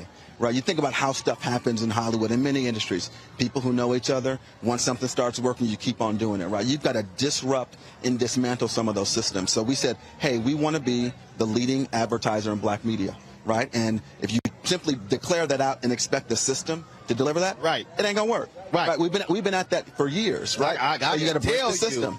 Break the system. When we did with this one agency, and we literally had 8 meetings. And one of my guys said, he said, you know what, I'm the only person in this meeting not getting paid. He said, this is the 8th meeting. He said, and I didn't want to say, it's not going to be a 9th meeting. I said, either we're going to do something or we're not, because it literally was the exact same thing. Right. That's what we talk about, systemic racism or systemic bias. That's what we're talking about, because it's real when you experience it. Yeah, so that's the system that we're trying to break. And so not going to happen overnight, but it's a commitment every year. I mean, we started a couple years ago. We've doubled our investment in black-owned media. And we said, you know what, we need to do it again. So we doubled it again, right? Now, it's still too small a part, right? So, yes, that's good progress, but off of an arguably small base.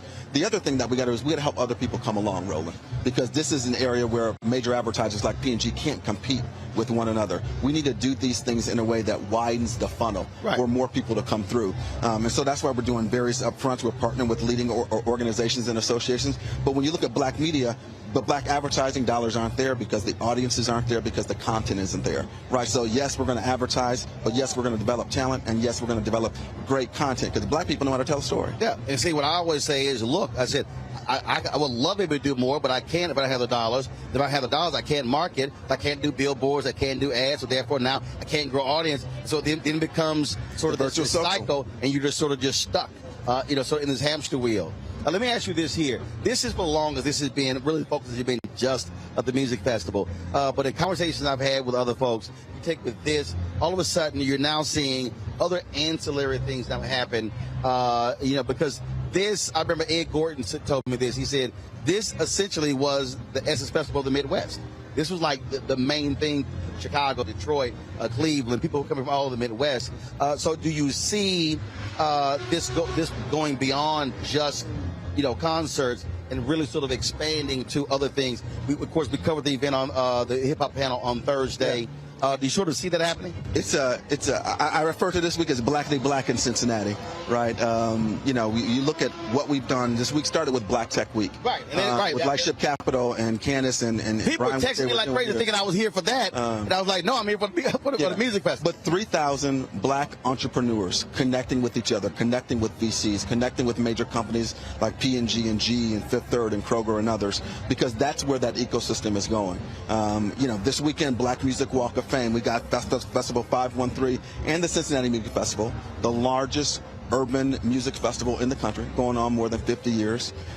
There's a lot that happens, but this is when we can bring critical mass and demonstrate that, yes, we can come and have a good time with music, not taking anything away with it, but we can also do business as well. We've got music, we've got arts, we've got culture. So this is really an opportunity for us to put an exclamation point on what many people who live here in Cincinnati know is happening 365 days of the year. Well, look, we appreciate it. Glad to be here. We're going to be a lot of content that we've shared. Been posting on social. We're going to be, of course, also having it on the Black Star Network all next week as well. And so we certainly appreciate it. Appreciate you, my brother. Lots more stuff to cover. Of course, we're going to go take a shower, then get ready for the concerts tonight. Because early it was perfect. It was like 78. The sun is glistening right now. And it came out. But being from Houston, this ain't no big deal. This is like a winter day. So, winter day. It's a winter day in H-Town. If we were in Houston right now, it'd be about 105. I'm going to let y'all have it. And this tent probably be extended a little further. David, I appreciate it. Appreciate you, Roland. Thanks a bunch. Take care. Folks, right now, Ohio players they are performing on the stage right over there. You got the audience that's out there as well. And so it's been a fantastic day thus far. We're going to shut down, close out this part of the broadcast, rest up a bit. We're going to be at the concerts tonight. You got Snoop Dogg, you got Babyface, you got P-Funk. They're going to be performing as well. So we're going to be, of course, doing some interviews there. You'll be able to see that stuff. So go to our social, all of our social channels, Instagram, Fanbase, Facebook, Twitter, LinkedIn, Snapchat, TikTok, Tumblr. We're on all of those. We're posting stuff throughout the weekend. Then, of course, for our show on Monday, we're going to have a recap as well. And look, I know a lot of y'all were watching the program on the inside. Their feed went down 4 or 5 different times. It's all good. We're getting a copy of the whole program, and then we're going to restream the entire induction ceremony on the Black Star Network. So don't worry about it. We're making it happen as we speak. And so we're going to have that for you. And so, again, check all of our coverage out of the Cincinnati Music Festival, courtesy of Procter & Gamble. All you got to do is, again, go to our Black Star Network app. You can check it all out there. Go to our YouTube channel. And don't forget, our 24-hour, 7-day-a-week streaming channel is now on Amazon News. Go to Amazon Fire, check it out. And we just launched this week on Plex TV.